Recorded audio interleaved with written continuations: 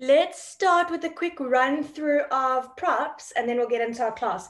So just kind of a bit of a side note, because however you go out and start teaching, you may be in a studio that has props. This is particularly if you'll be using them in the practice of Yin Yoga. But for a lot of us at home, we might not be fully kitted up with a whole set of props. So what I like to do is just have a bed cushion. This is one that's like from Mr. Price. It's, they label them like soft, medium, hard. This is one of the hard ones. So if you've used a bed cushion, try to find, and I would actually recommend everyone have a cushion of sorts. So bed cushions, preferably hard ones. So if they're quite soft, get two.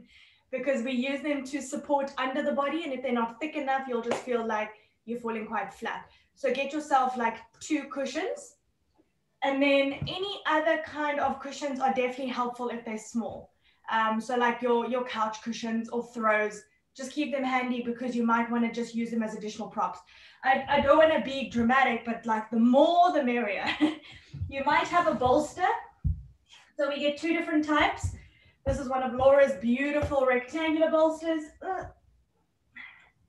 And then I've got a cylindrical bolster.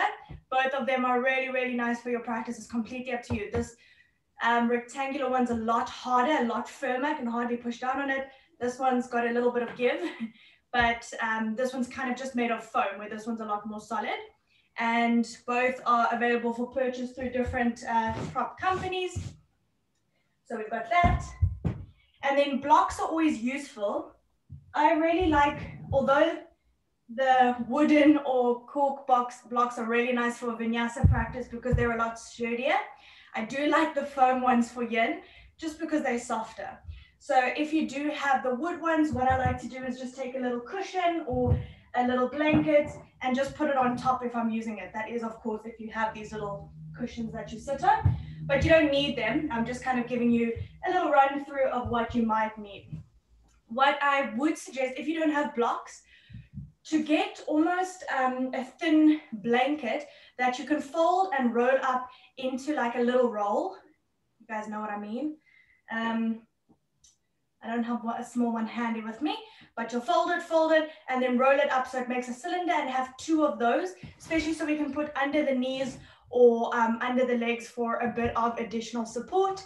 And that's really nice and comfortable. So take 2 minutes to just grab everything you need. I see Matt's got a foam roller. If you've got a foam roller, cool. You can slide that under your knees when we're doing Shavasana. It really doesn't have to be a traditional prop.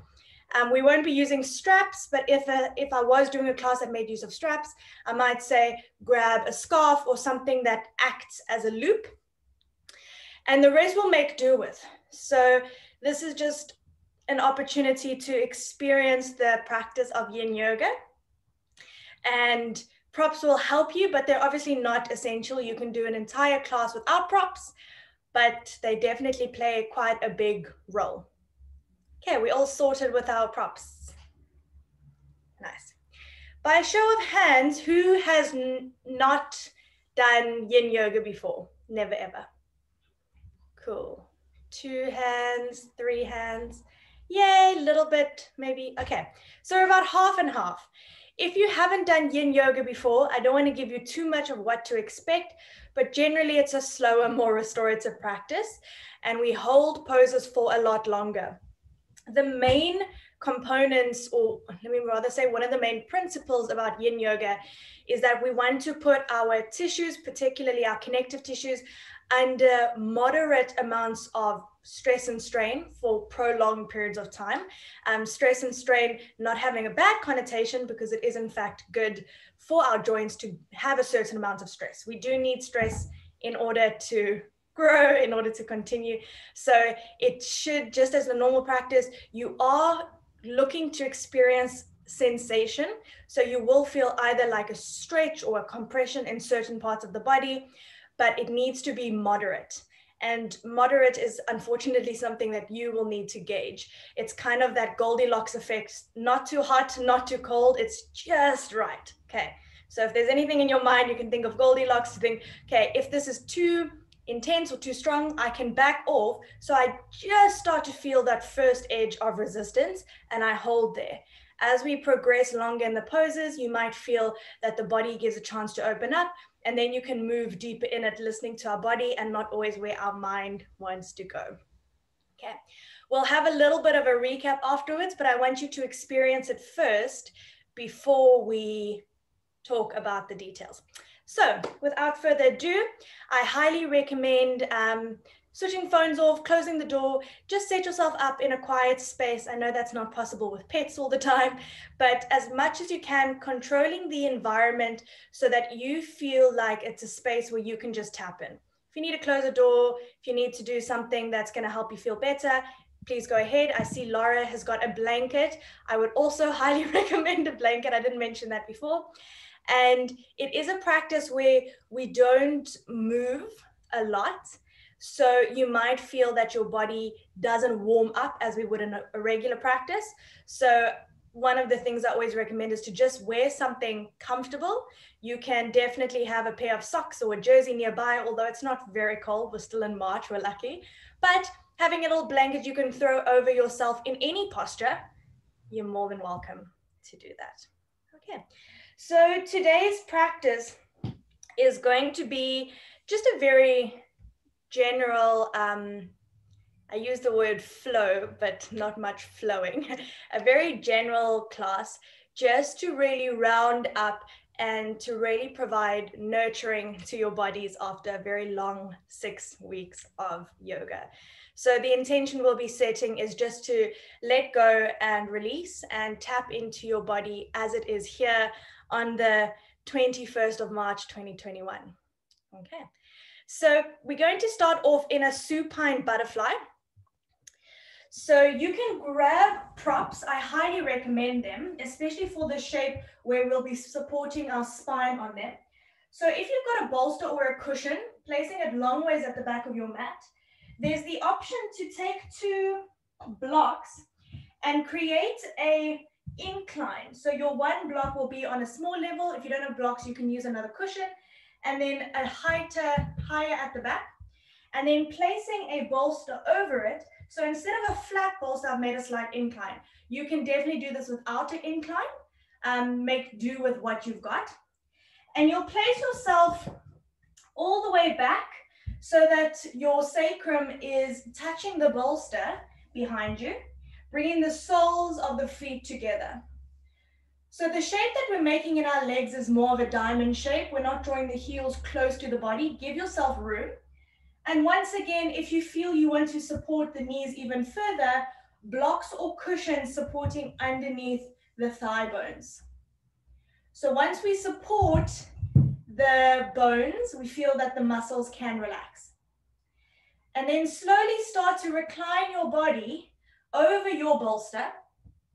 You might need to wiggle and fidget. If you need another pillow, I'm obviously using all the props I can. You choose what you have available and how you feel you can get into the shape today. And you'll be lying in a supine butterfly pose, inclined, to just bring a slight opening into the front of the chest.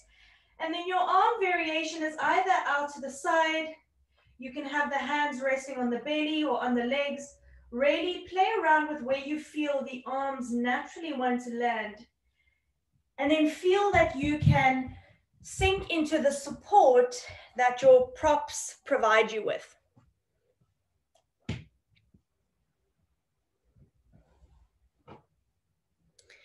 And the first few moments of our posture are really taken to tap into the shape.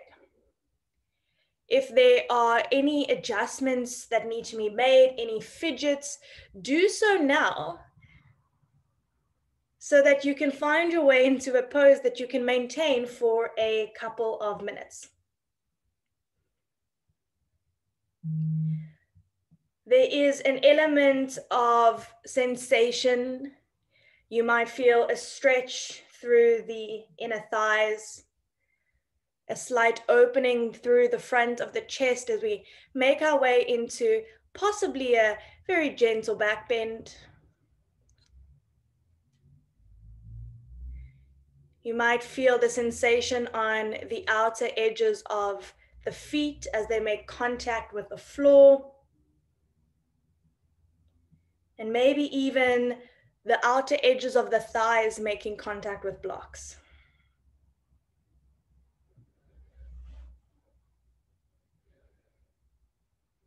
Starting to notice that first little edge of resistance in our posture.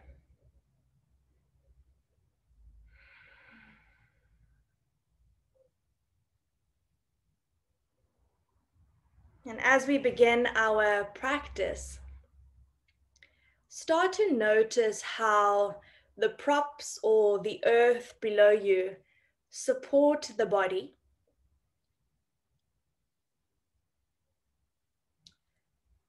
And also allowing the body to soften into your support structures. So maybe you notice if you can relax the body just 10% more. Release the shoulders, the knees, the hips, the feet.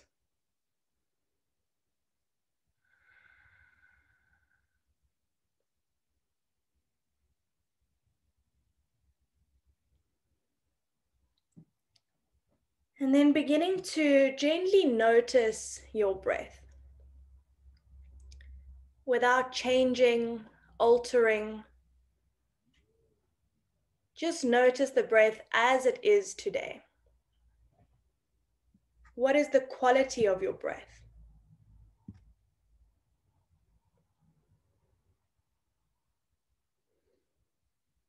Notice if there are certain parts of the breath that feel free and flowing,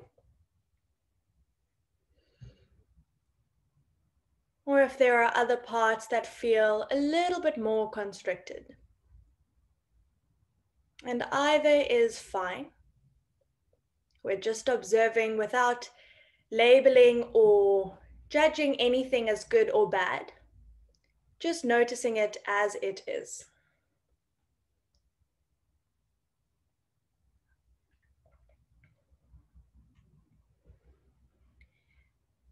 And as I mentioned earlier, our intention for our practice, should you choose to follow the one that I've set, you are of course welcome to set your own, is to find a way of softening, letting go, and just receiving. We've had a couple of weeks of hard work where we've been learning, absorbing information, challenging ourselves, growing, transforming, taking in so much input. And for today's session, there's nothing we need to think about, nothing we need to do or remember. We're simply drawing all our awareness to our body today and accepting everything as is. You may have your own personal intention that you'd like to weave into that you would like to incorporate into your own practice today. And please feel welcome to do that.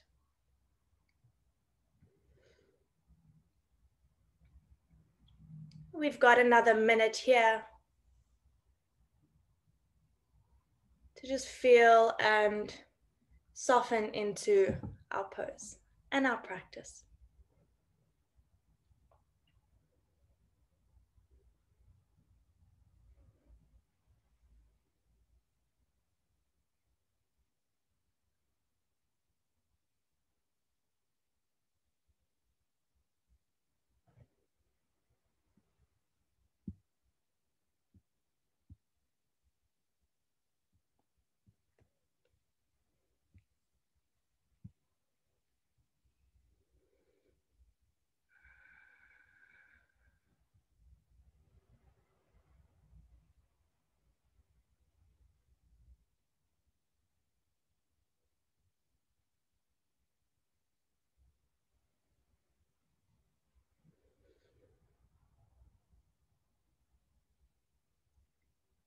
Taking 3 full breaths as you bring your awareness back to your body and maybe any of the props that may be below you.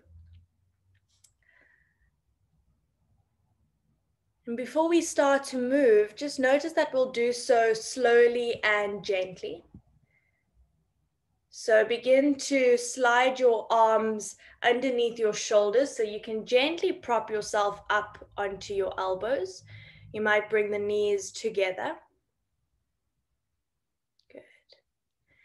And then just coming to sit, so you'll bring your knees together, come to sit up on your sitting bones, knees will stay bent.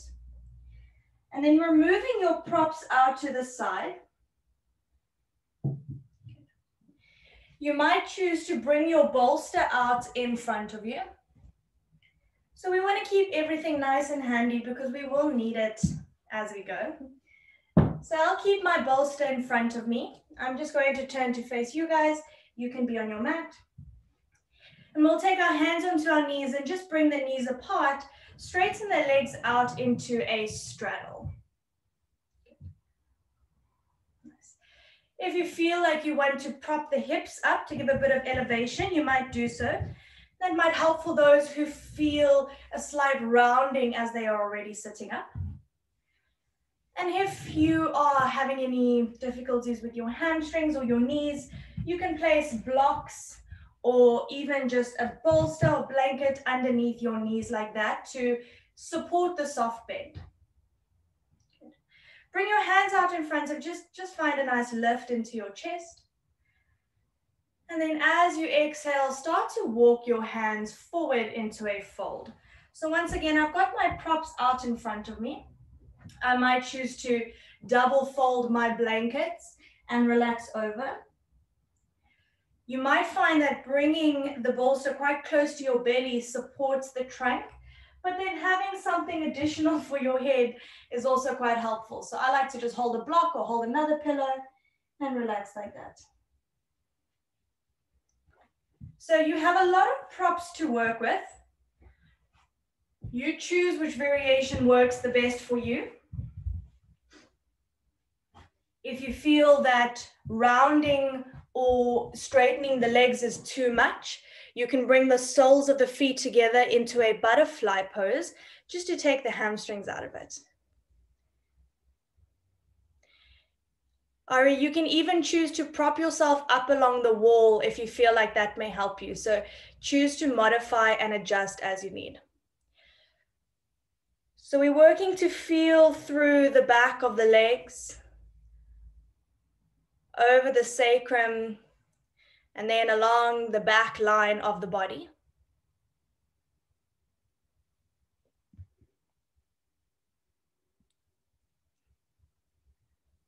So your hands will rest as they are. You can bring them on the side. I like to bend my elbows and hold my top prop. So I'm kind of making a shape like this. But sorry, that wasn't a good example. I had to make you all look up. Holding like that. Essentially, there is freedom in the posture. So if I don't give a cue that you feel could work for you, follow your intuition. Find yourself into a shape that you feel we can hold for the next 3 minutes.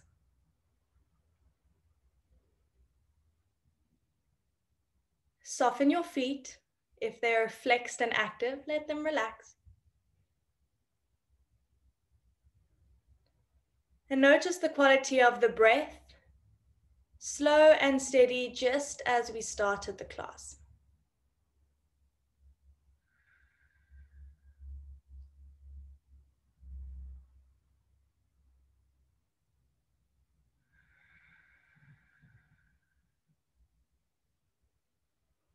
And as we hold the postures, notice if the mind wanders.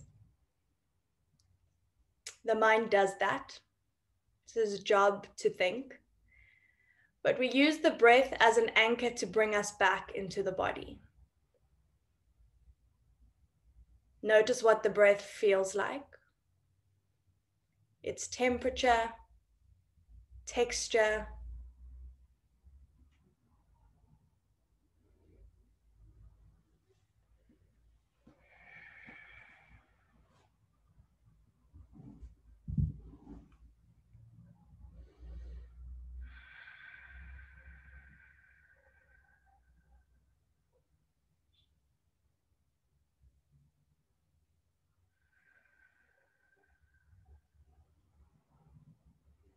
And just as we did in the other shapes, notice if there is space for you to soften the body about 10% more.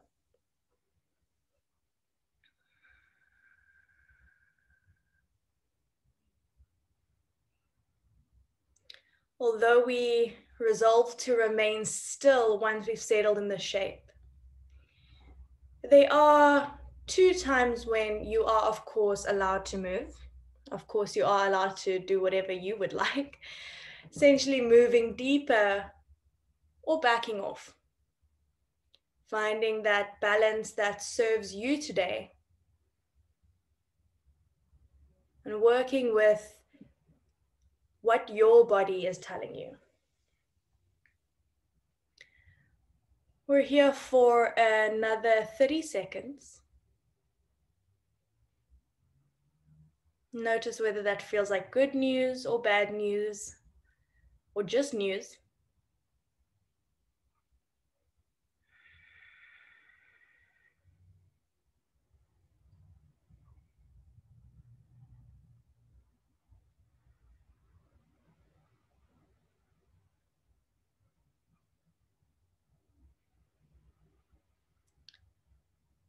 You'll use your arms to gently bring yourself up into seated, just so that your upper body is in line with your hips.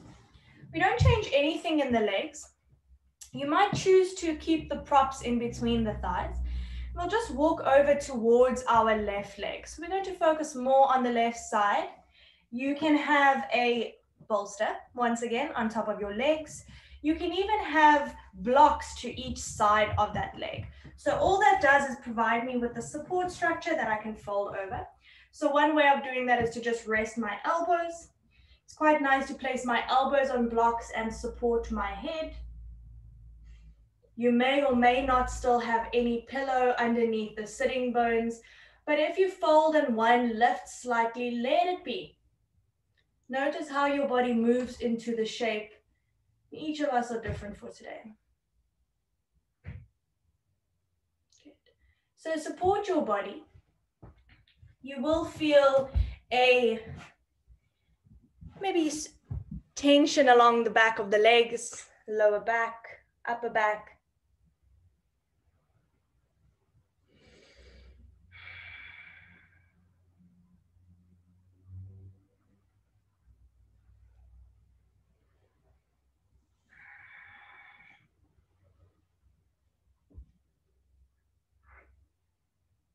Make your last adjustments, movements. And once you've settled, stay there. Observe,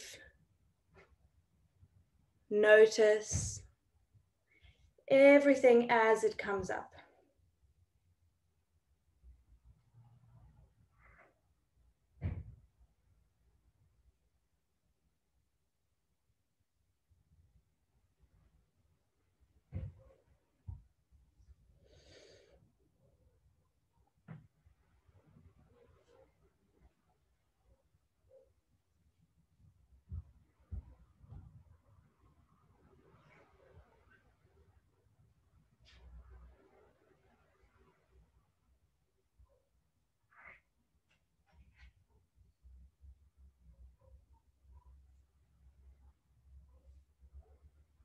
We've got another 30 seconds here.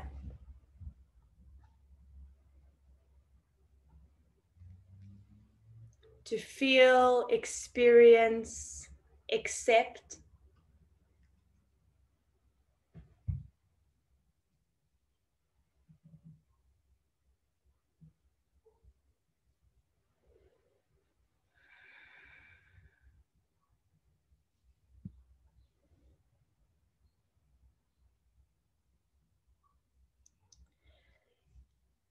Gently start to walk yourself back up into a seated position. Adjust your props as needed, and we'll go over to the other side before we move into a counter pose. So set yourself up as you did. And sometimes we automatically somewhat assume what we want on the side with our previous experience of our left side. So looking at our right side as if it's a completely new blank slate. You can take the same prop variation. You can take a different one.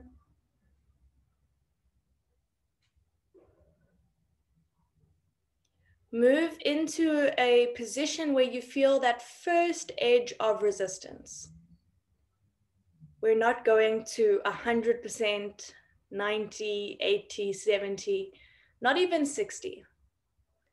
It's that first point we feel awareness or resistance in the body. And we hold there.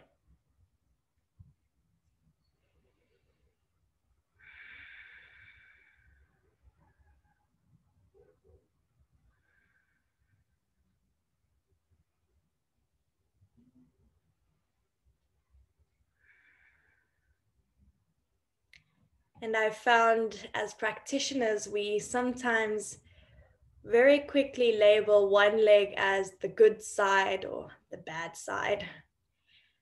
And if that's the case for you, it may not be. But just changing the narrative that our bodies are not symmetrical, our bodies are not the same. Each part is unique and requires something different. And so if you have changed from left to right, just noticing the side as it is.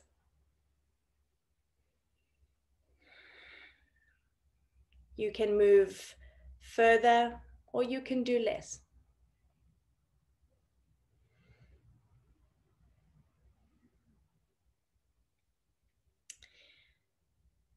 We've got our last 30 seconds here.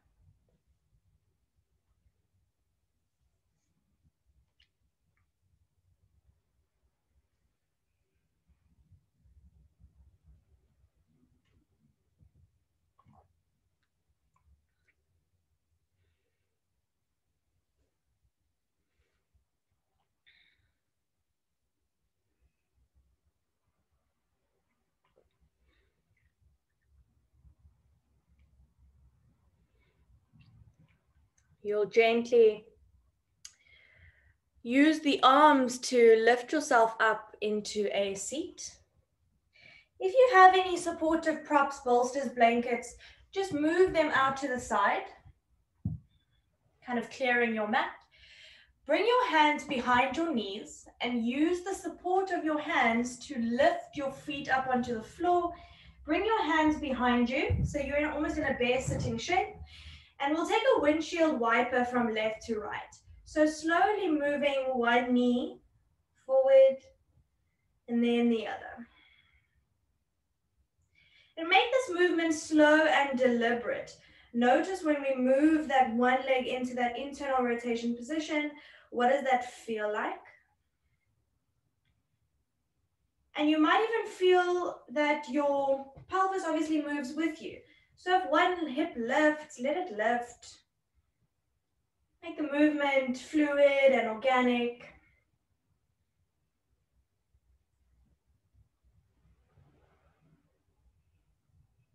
Nice.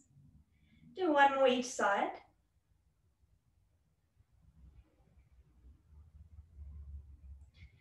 And then we'll come over onto an all fours position. So you'll cross over the ankles and just onto your hands and your knees.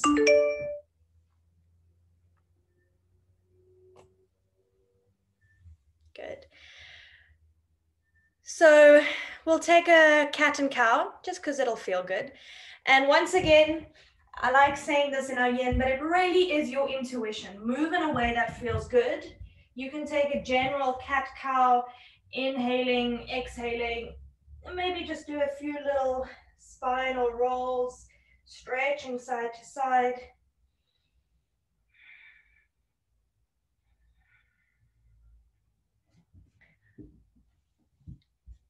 Noticing what movement feels like as a contrast to stillness.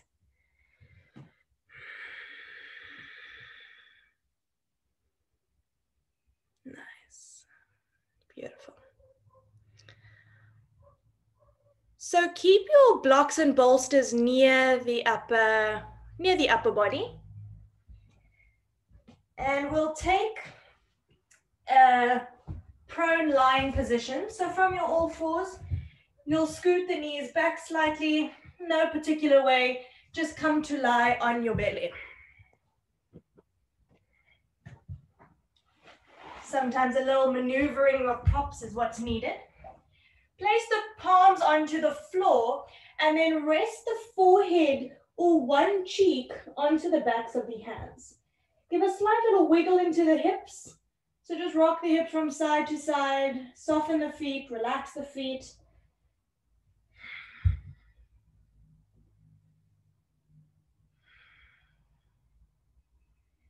Taking full belly breaths, noticing the rise and fall of the belly and the contact of the belly with the floor.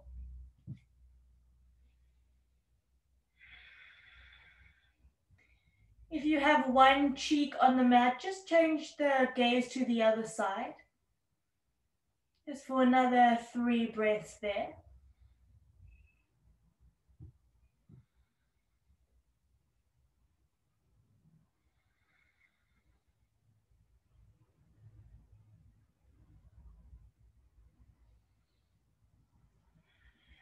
Bringing your forehead back to center. We'll prop ourselves up on our elbows. So a nice way to start is to grab opposite elbows and to walk your elbows so that they are forwards of your shoulders. So not a traditional sphinx like we know in our more yang style of yoga. It's a little bit gentler. Once again, we have options. If you would like to hold this position, stay as is. For a more supported position, a nice bolster or pillow under the armpits feels really good. And what also feels really nice is to support the head.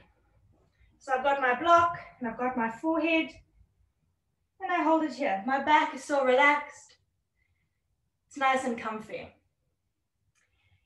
If you feel as though that doesn't bring enough sensation into your lumbar spine, you can elevate your elbows by placing your elbows on black blocks, moving into more of a spinal extension.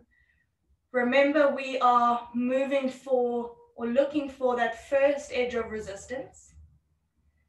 And I will give you the option after 2 minutes to move further if you would like. And even if you are supporting the chest, but you feel the head is elevated, you can do that same action where you either stack the fists or interlace the hands underneath the chin. Sometimes supporting the head really allows us to soften the neck. So it should feel good. If this is causing any discomfort in your lower back, you simply return to lie on your belly. Once again, each posture is a spectrum. And you choose what suits your body today. There really is no specific way in which the posture needs to look. We just feel.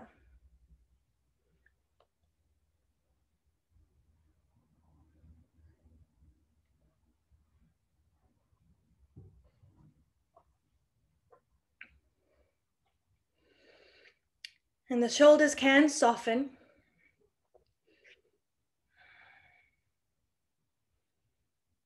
When our body finds stillness, our mind wants to wander. Maybe, maybe not.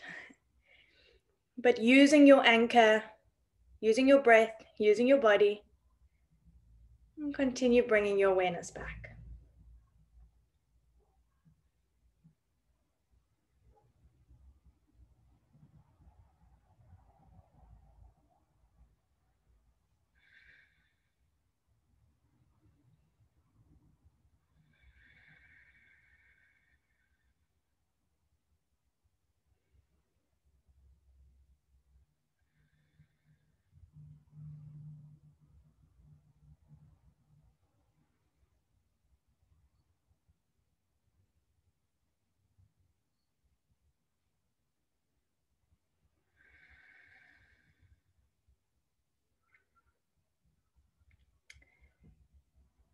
Now, as we hold postures, our body adapts. You might feel that you are still at your edge, and you remain there. If you feel that the body has allowed to do more, you might want to lift yourself up higher, move into more of an extension. This is where I like to remind myself whether that's what my body wants or that's what my mind wants. And the intention of this practice is completely different. It's no intention to change. One variation is not better than the other. They're just different.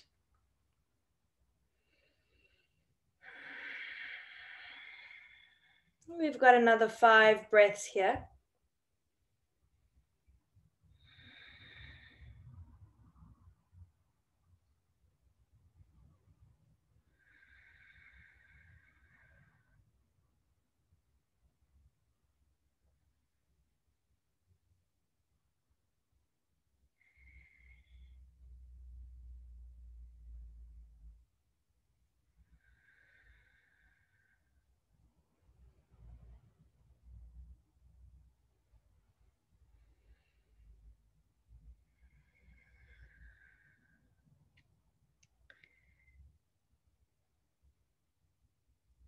And to come out, prop yourself up onto your elbows, just simply to remove your blocks off to the side, and return back to lying on your belly, palms on the floor, forehead on the backs of the hands.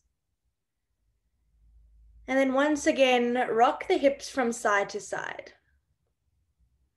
Get a little massage, a little release.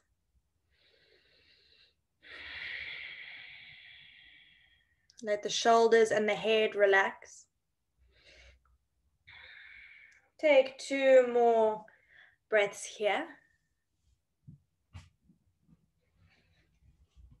And you'll bring your hands underneath the shoulders, keep the knees on the floor as you make your way back into a kneeling position. And we'll do a short little counter stretch in your kneeling position, tuck your toes, and then just round up into a cat stretch. You can move once again, gentle side to side or circular motions.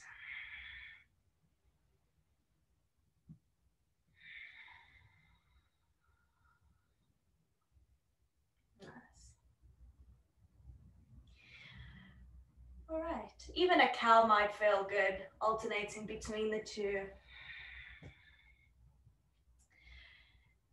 And then find your way back through to the center. Tuck your toes under. You might have to sink the hips back slightly so that you can reach back and even tuck your little baby toe. It tends to want to escape. So all the toes are tucked under. Yeah. And then bringing your hips down towards your heels. So we call this toe squat position. You might walk your hands all the way up, either propping your hands on blocks or coming into a seated position with your hands on your thighs with your toes tucked. Now this is a interesting pose. You might love it, you might not, but you've got the degree, you gauge how far you want to go. And we're just here for a minute. It's a shorter hold. But the practice of Yin Yoga, as we'll discuss later, really draws from 2 lineages, 2 philosophies. We have our Hatha Yoga, but then we've also got our traditional Chinese medicine elements drawn from the Taoist philosophy. And the practice is often focusing on really encouraging the flow of energy through the body and through the meridians. And a lot of those meridians run through our feet and our toes.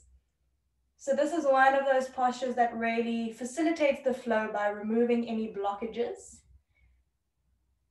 really revitalizing and energizing the body and the organs. Take another breath. And release, come forward. Hands onto the mat. Tuck the toes under. Sometimes it feels good to tap the toes, remind them that they're still alive. They're still there.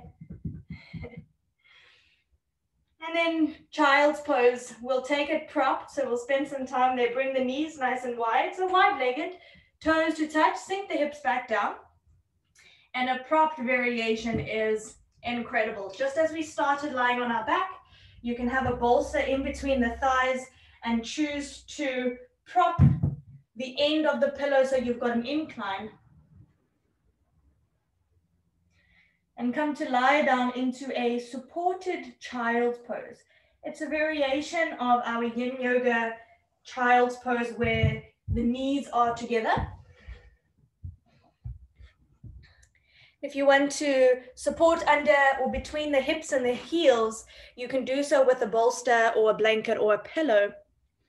Placing one cheek onto the bolster, we'll switch sides afterwards.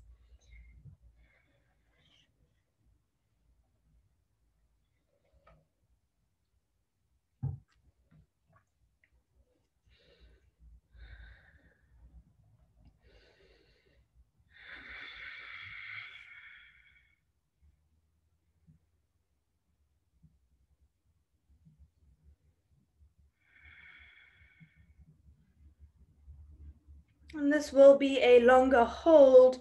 When we get to halfway, I'll give the option to change the position of the head.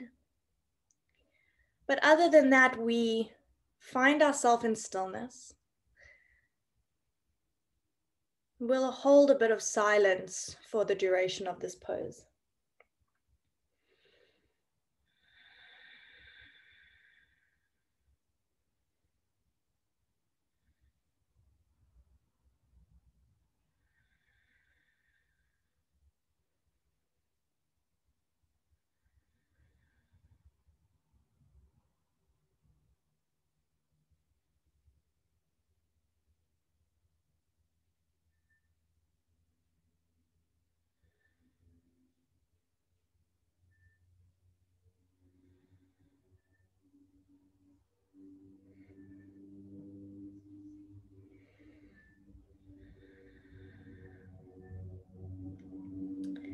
If you had your head to one side, you can swap it out to the other.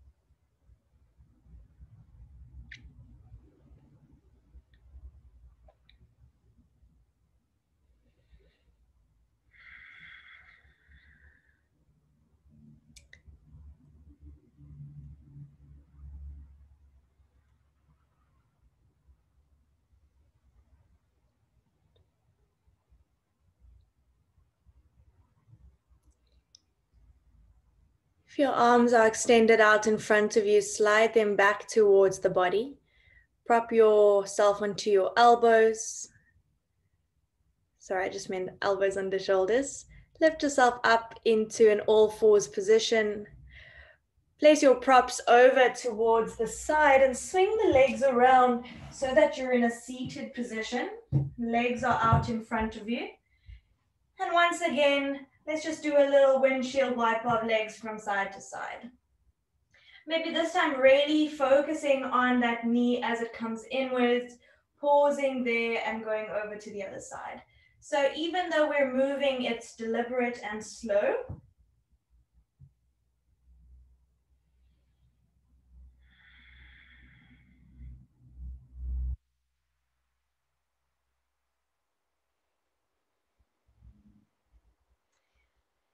We come back, feet on the floor. Hands will be behind you. Doesn't really matter which way the hands are pointing, more traditionally towards the feet, but really fingers can be as they are. Push into the feet and just give a nice lift into the chest. Once again, not having to go for 100%, just really feeling a slight opening into the shoulders, maybe with more of a stretch to the front of the body. And then exhale, slowly come to lower down. Good. Just by a show of hands, do we all have a block or bolster available? We should be fine. I think everyone's got a prop.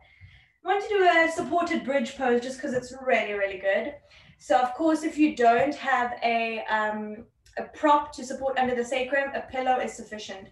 So if you are unfamiliar with this, you can watch first before you come to lie down. But essentially, we'll do this most often with the block, but it's definitely possible with a pillow. So we come to lie down. And instead of taking the block on the highest level, as we sometimes would in a Yang Vinyasa class, take it on either the middle or the lowest. So all we want is a slight elevation into the hips. So I'll push into the heels, place the block underneath my sacrum. If you find those little eyes on your back, between them slightly lower down, you've got the bony bit on your spine. And you support the block straight underneath that. Knees can knock together, hands can rest as they are. So it's not so much a back bendy shape as it is just elevation of the hips. And the exact same thing will happen with a pillow. Sometimes the pillow is a bit bigger, so you're actually supporting a little bit of your lumbar spine too. Knock the knees together, let the hands rest where they are, and the feet can obviously stay as, they can be parallel, they can drop out slightly, they can knock. Really just focusing on the lift in the hips. And of course, if you don't have any props, you can just take an active rest position where you are knocking the knees together. And another option from here, should you choose to take it, is to lift the arms up and overhead, maybe grabbing opposite elbows behind you, or just creating a nice V shape. So really find that expansion and lengthening along the entire front of the body.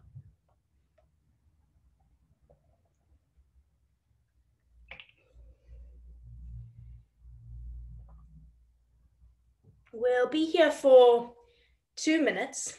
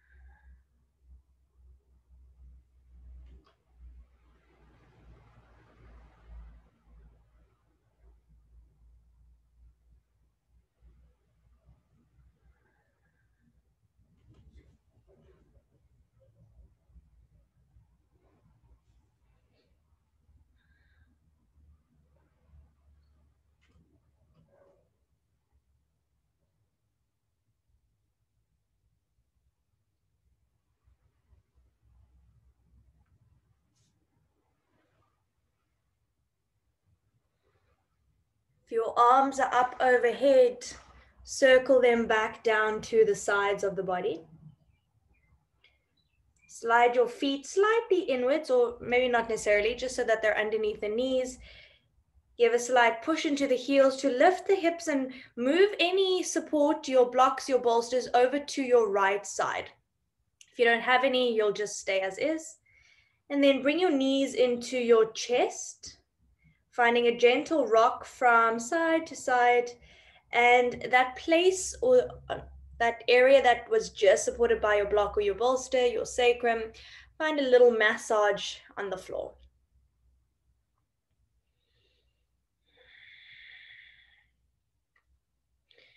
We'll finish off our practice with a simple recline twist. And I'll give you a couple of options we've got 3 variations of a twist. And I invite you to take the one that you feel you would like to do today. So you can have your knees together going over to the right side. Option 2 is to do a single leg by keeping your right knee in and your left leg straight. The third one, so it's essentially bent knee versus both bent knee versus single knee. The other option is, if we are going to the right side, is to bind your left leg over your right as if you were doing a eagle pose. You don't have to bind the toes, you just cross the knee. Bump a little bit more weight onto your right hip and then bring the knees over to the right as you look over to the left. So you'll be wrapping your left leg over your right, going to the right side. So the options here come down to intention. 2 legs together gets really nice into the spine.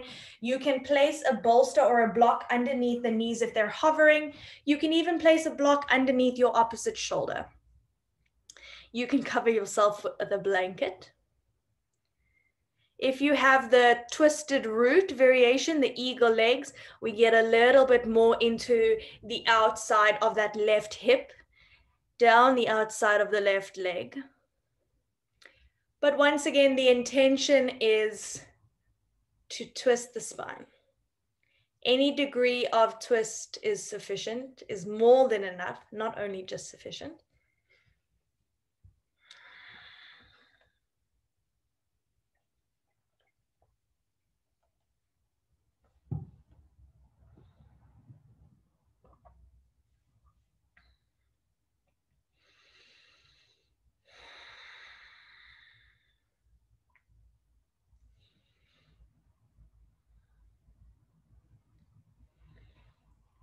You might follow your breath, directing it along the entire left side of the body, starting from the expansion of the left lung, down the left rib cage to the left hip, along the left side of the leg, all the way down to the left toes. Noticing that flow of breath, flow of energy all along the left side.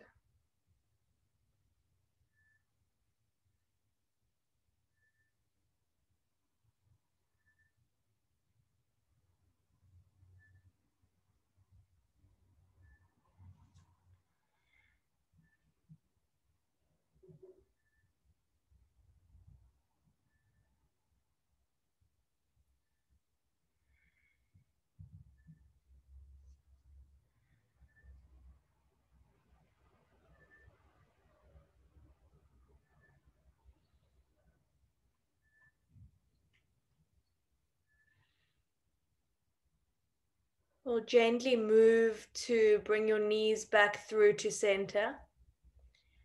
And a counter pose for a twist is simply twisting on the other side. So bring your knees into center and pause. Before we cross our legs, just pause.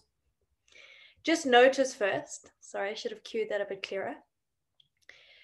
But to just notice the left and the right side.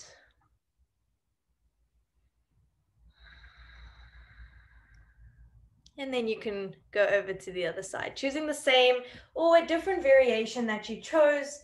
Prop underneath the hovering knees if they don't reach the floor. And you, of course, have the option to complete the twist by gazing over the opposite shoulder, but head looking straight up is also perfectly fine.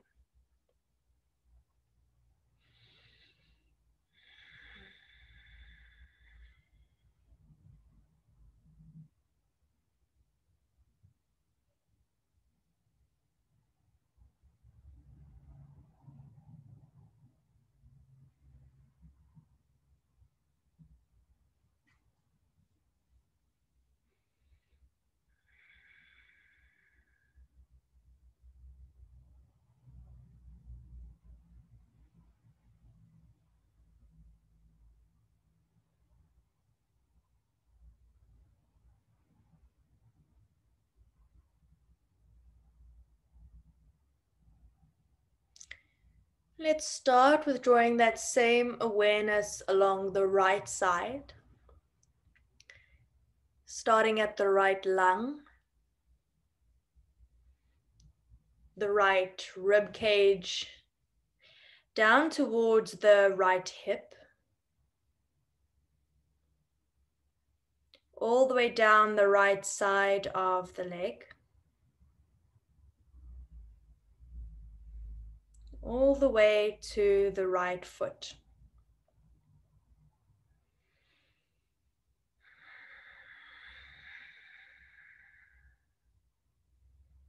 Let's take 3 more breaths on this side.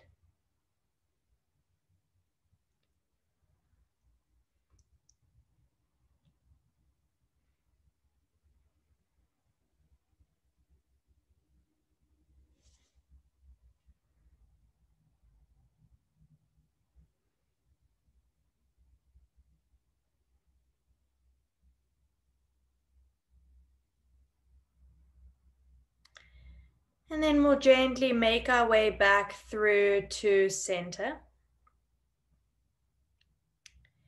Pause in the middle. And our next pose is Shavasana, otherwise known as pentacle in Yin Yoga.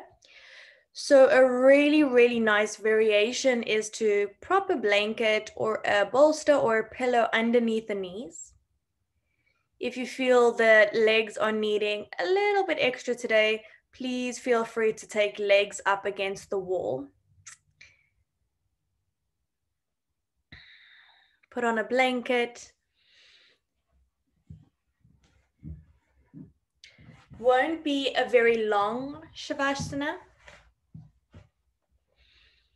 Sometimes in Yin Yoga, because we have been holding poses and been in more of an internal introspective space, it's sometimes not required, or it's sometimes not needed for us to be in the shape for so long in order to reap the benefits thereof. The body has already found a sense of stillness. You may find that it feels easier to tap in. But once again, even if it doesn't, that's also okay. So find yourself in a comfortable lying position. Arms be where they are, eyes closed, eyes soft. Body softening into the support structures below you, the floor, the props.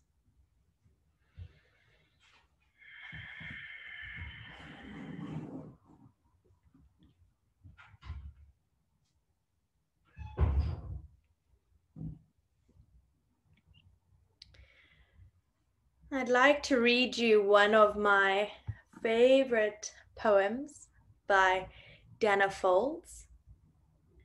You can choose to listen and absorb the words, or you can choose to connect to your own breath and simply let the sound of my voice pass you by. This is your space and your relaxation.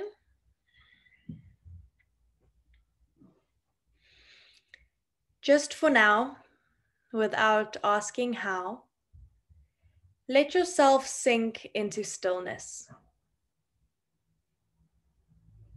Just for now, lay down the weight you so patiently bear upon your shoulders. Feel the earth receive you, and the infinite expanse of the sky grow even wider as your awareness reaches up to meet it. Just for now, allow a wave of breath to enliven your experience. Breathe out whatever blocks you from the truth.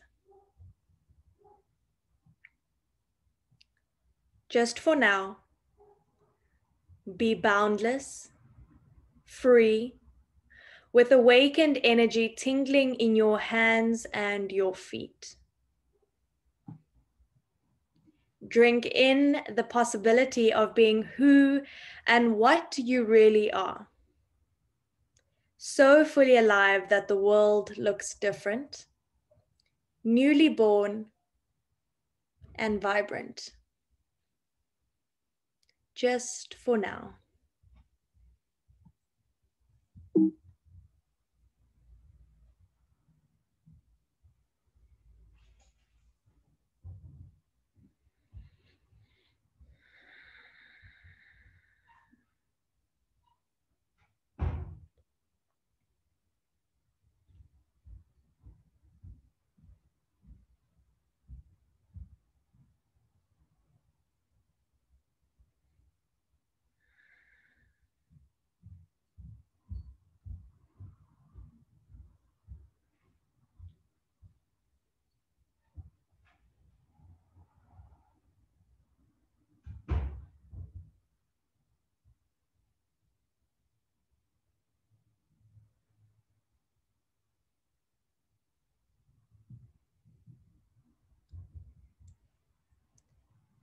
Gently start to bring your awareness back through your fingertips,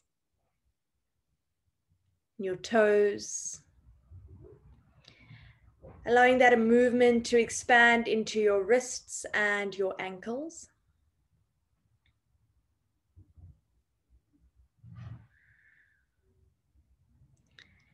It's no rush, of course. When you feel ready, you can step your feet onto your mat and gently roll over onto one side.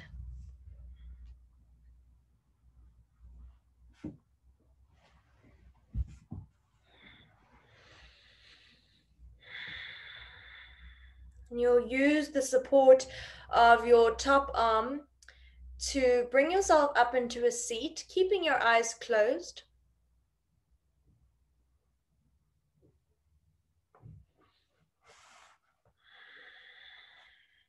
Hands meet at heart center, thumbs touching the front of the rib cage, gently bowing the head down to the fingertips. Maybe a nice little loop of the shoulder just to free the neck. Sending gratitude to yourself for making your way out onto your mat, your practice. Gratitude to everyone who joined us in this virtual space. And gratitude from me to each and every one of you. Take 5 minutes to ease your way back to the world. And we will meet back for a chat and a little bit of theory at 10 past 10. Thanks, everyone.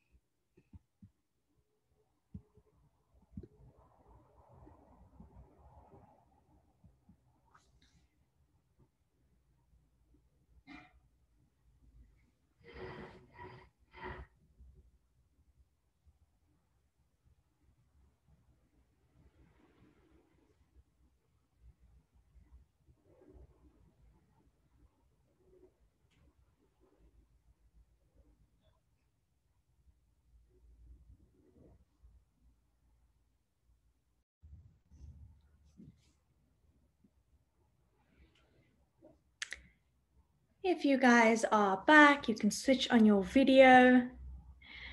I know it's hard to start with the class because the last thing we want to do now is think or talk.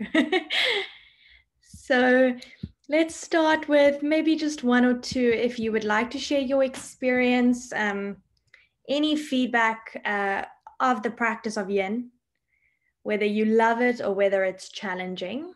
Can be both.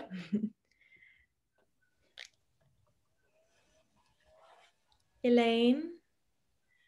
Yeah, I think it's really my favorite type of yoga. It just takes me into such like a meditational space, and like surprisingly, like that one with the block under the head, like surprisingly challenging, like even though it's so subtle. But yeah, just like the places I go into are just like so profound and deep. And like I've got to get over feeling guilty about doing yin, as opposed to normal practicing, because I feel like I'm not getting a workout, but like it's so good for me, and I need to try and get my head around this and make time for it.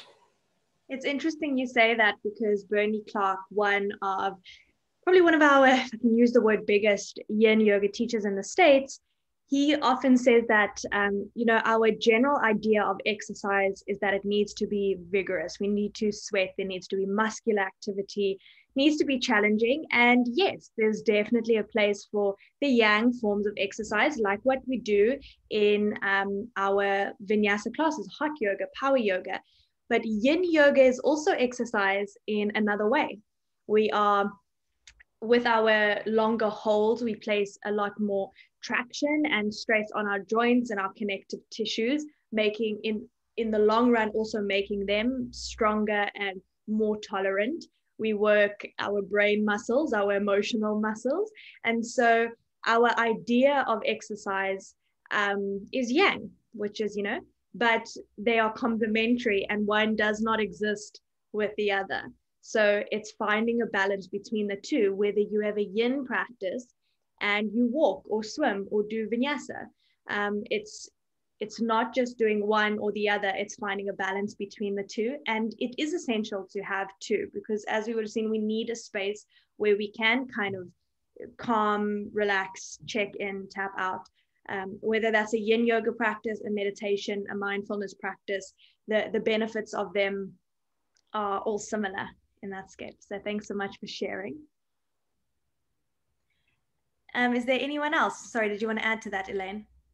Well, I want to give other people airtime. I don't want to hog the conversation. So let's see. I just want to hear if there's any other experiences, because I want to share quite a lot of theory, and then I might go a little bit over time and steal from our marketing, but I'll make sure we get everything in there. Nicole. That was actually my first Yin yoga experience. I think I've always gone into yoga thinking, I want to stretch, I want to be flexible, I want to also get strong.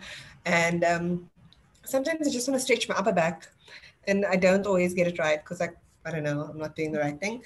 And with those poses, I felt like I got it. Like, because you said like adapt and do your own thing sort of, and it was just so lovely, and just to breathe. And at the end I also fell asleep. Good. Nice. I think Clara also said in the chat there she fell asleep. Guys, that's totally fine. I see falling asleep as you are so relaxed and you're in such a parasympathetic state that's your body just goes there. It's not a bad thing at all. I feel like if you can tap into a sleep, well done. I mean, how useful is our yin yoga practice before bedtime, right? It just makes it effortless like this. So I'm glad you guys had that experience. And yes, so yin yoga, I want to go through quite a bit of, not quite a bit of theory. I just want to really give you guys quite a big overview of what the practice is all about, and the kind of experiences that you have. So I'm seeing a little bit of a chat, but I think that's you guys just chatting. I'm a fan of Travis Elliott. I did one of Travis's yin yoga classes the other day. I actually really enjoyed it. There's quite a couple of yin classes I do his, and yoga with Cassandra on YouTube. She's also lovely. If you have all your props at home, and sometimes just setting up your own class. You would have seen that was a 60-minute class. We probably only did about 5 poses, maybe 6. So it takes the sequencing element out of it. There is a selection of a certain amount of poses that suit your theme or intention you like to set, and the rest kind of sorts it all out. Cassandra's absolutely lovely. I have her book as well, but I'll recommend, if you guys are interested in yin yoga, 2 books that I would recommend. So this is really just like our kids yoga and prenatal. It really is just a touch of what it's all about. We do offer a 50-hour yin yoga module, which is more extensive, and that starts tomorrow. So I won't be seeing any of you guys on that, but we'll have another one in the future. And I recommend, if this was your first class, to just practice yin every, once in a while, once a week, and go from there. So just an overview, yin yoga is not, it's gained popularity in recent years, but it's not so much a new style. If we think back to, if I can even say, the original styles of yoga, a lot of our original hatha yoga postures were seated. They were held for longer periods of time, and they were used as one of the means was to prepare the body for meditation.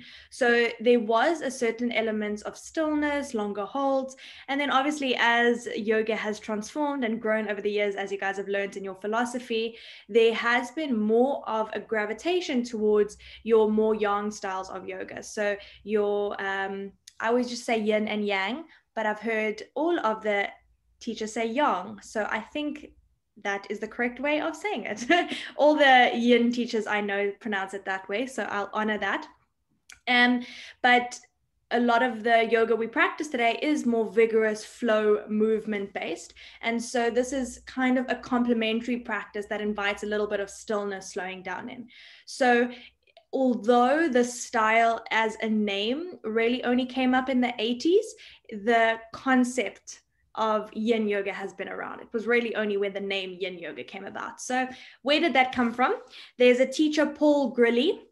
He used to practice Taoist yoga. So Taoist is a philosophy that came from, it's one of the philosophies from ancient Chinese history, amongst many. And that philosophy is where we get the concept of yin and yang, the 5 elements, the meridians, all of that kind of philosophy we'll chat a bit about later. But Paul Grilly is a teacher in the States who was practicing mostly vinyasa, I think, at that time.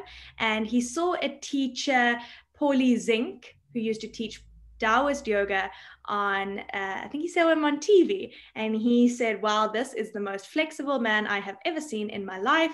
And he went to go and practice with Paulie Zink. He had also done, it's different, Paul Grilly and Paulie Zink. Their names are very similar, but not to confuse the two.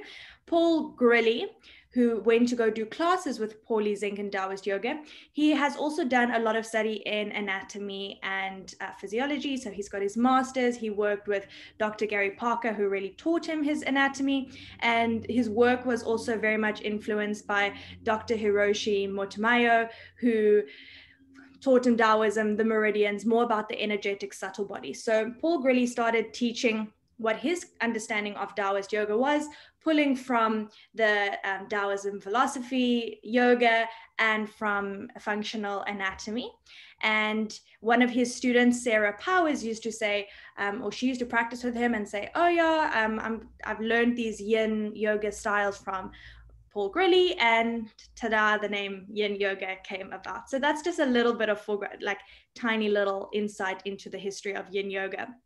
And there's been a lot of teachers that have come from then. So as I mentioned, you have 2 philosophies. We have our Indian Hatha Yoga philosophies that come in through the postures.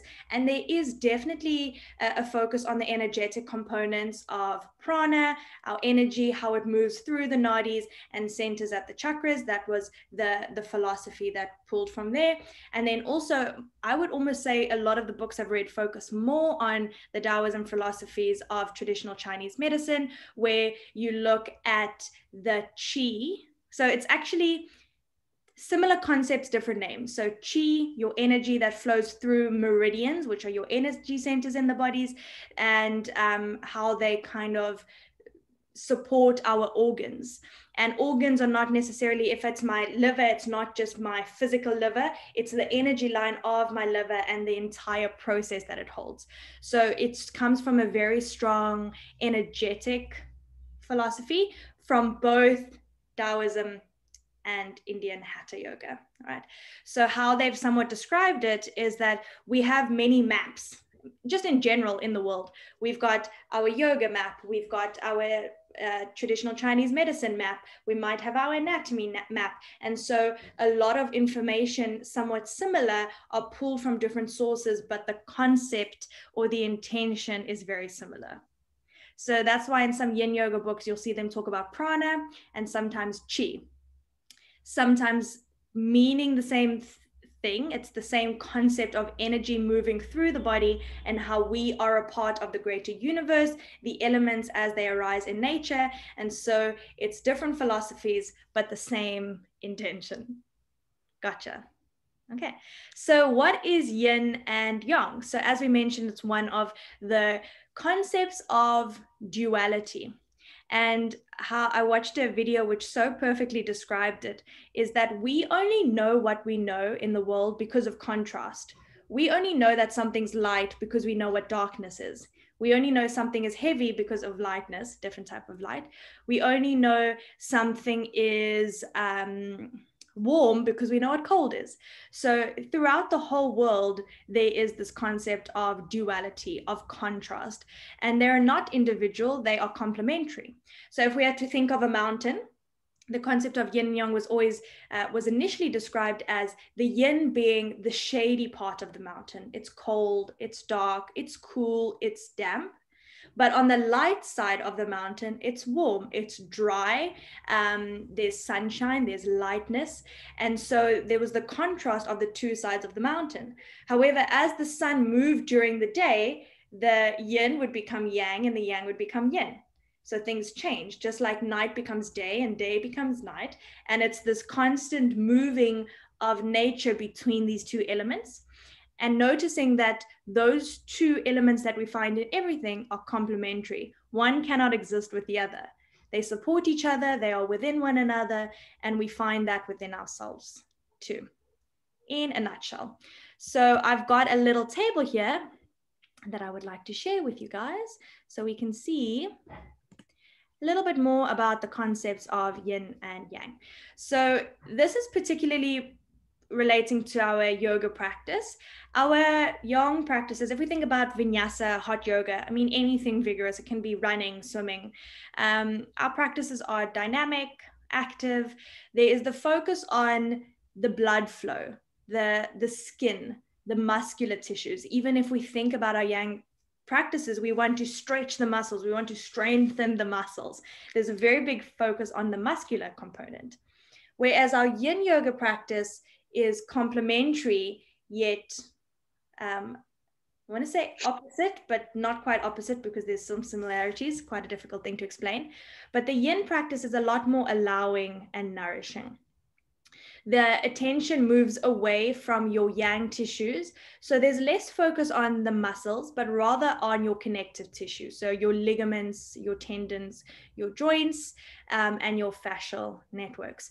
So if we think about our yin practice, and maybe you guys have felt it today, is that it's impossible for us to relax our muscles because a certain amount of muscular contraction is needed for you to stay on the pose. If there was no muscular contraction, you would fall over and lie on the floor, right? So it's not as if we isolate it and say we're not using the muscles. It's more this understanding that the attention shifts away from the muscles. We soften them, so we're not contracting or trying to work them. We allow them to relax so that we can rather focus on bringing a little bit of stress and strain to the ligaments, tendons, joints, all right? It's not bad. If we don't use our tendons, if we don't use load, or if we don't walk, it's our tendons and ligaments will atrophy. So the idea that stretching or placing stress on ligaments and tendons is not bad. They need them to adapt and grow stronger, as you guys have seen from a lot of the anatomy work that you have done already. So the intention shifts. We start thinking about how we teach our yin yoga practice. It's about awareness in the body. Where will I be feeling some sort of compression or tension? Maybe I'm directing energy towards certain parts of the body and allowing those certain parts to relax. There was something else I wanted to mention, which I think will come later. Here are a little bit more characteristics of yin and yang, just to really get an idea. You've got your yin is dark, cold, passive, inside, solid, slow, water, mysterious, female, moon. And then yang is light, hot, active, outside, rapid, bright, fire, energy, male, sun. Just an idea to really paint a picture of a concept that this practice is very much built on. All right, so that's why even when I would explain the posture doesn't really need to look a certain way. It's not about what the posture looks like. It's about your experience in the posture. So this is your practice. We're simply guiding you through it, and you're finding that level of stress and resistance in your body. And as I said in the class, we have this idea that the word stress has quite a negative connotation, but we're talking about the good stress, all right? We need a moderate amount of stress to get out of bed, to do things, to be on our yoga mat, to tap into the body and provide amount of stress so it can grow and become stronger. So it's a good level. It's that bell curve once again. Any questions at this point?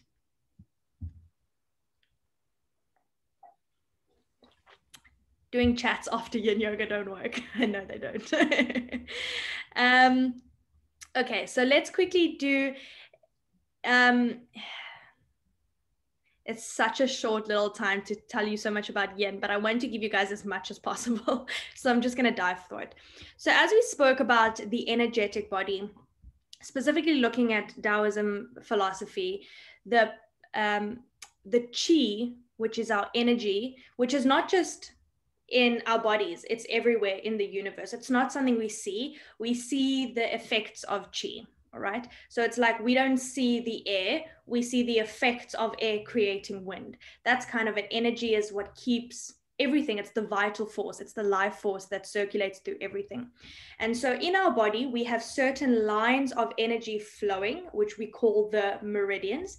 There are 12 main meridians, but they've identified thousands. We somewhat focus on 12, with 6 being the lower body meridians and 6 being the upper body meridians.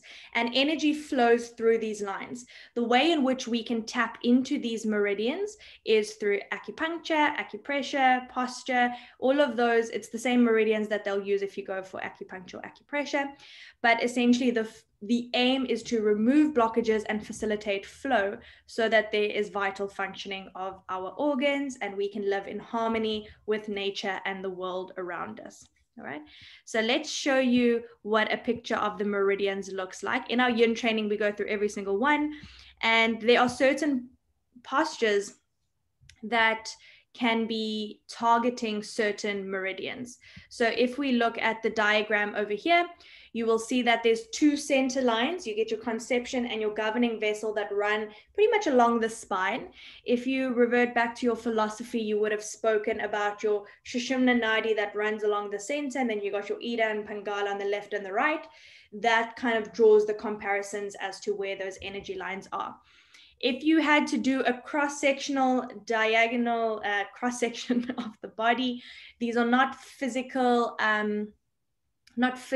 blood vessels or lines in the body, they're energetic. So there's a lot of discussion, and for anyone who's really interested and didn't know, you get massive, massive conferences on fascia and the energy body. And there's even Motomayo, Dr. Motomayo, he founded the kind of an institution in California that works solely on the studying of the energetic body and how it relates to our physical. So there's a lot of research that's being done to say, okay, if we can't see if we can't physically see these energetic lines, where do we see the manifestation of them? Where do they lie in the body?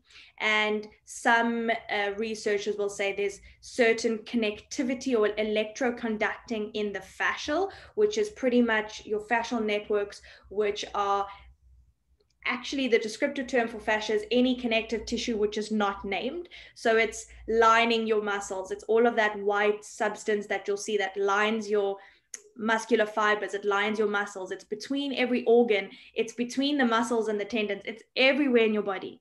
And they have massive conferences every year to simply study fascia so that we can understand it. All right.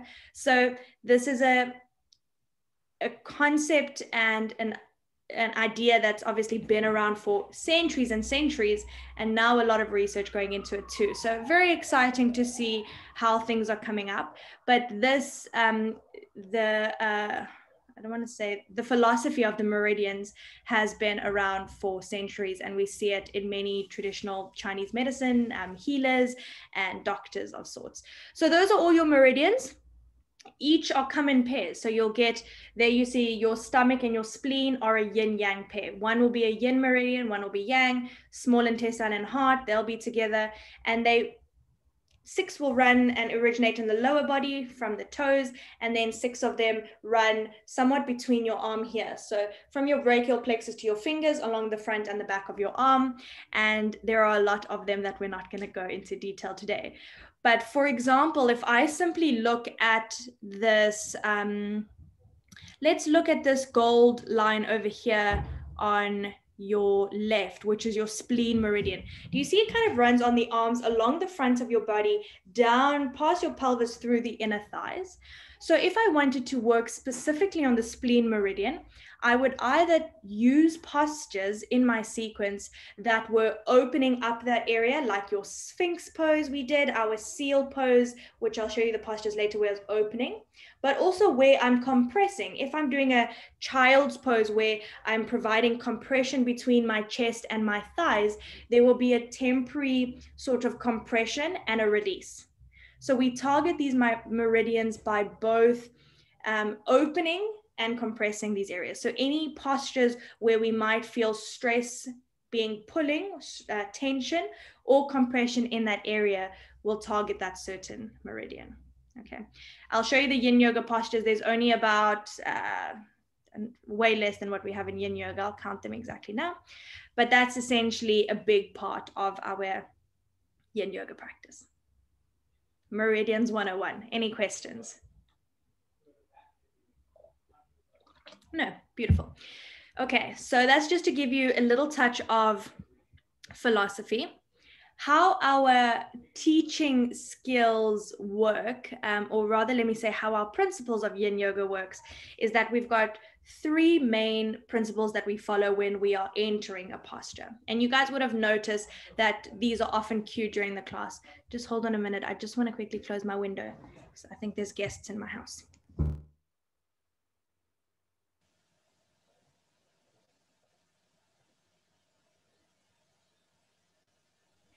Okay, moving on. So you guys would have noticed that I would have probably mentioned and discussed them when we move into the postures. So when we introduce a certain pose, the first thing that we work with, or we want to encourage in our students, is coming into the pose at an appropriate depth. So as I mentioned, our connective tissues or our yin tissues respond best to moderate amounts of traction over prolonged periods of time. So a couple of minutes is the minimum that we do in yin. Anything from 3 to 5 is the norm in a class, but can go up to 10 and 20 minutes. And so we move into a pose where we feel that first point of resistance. I'm not going to 100%.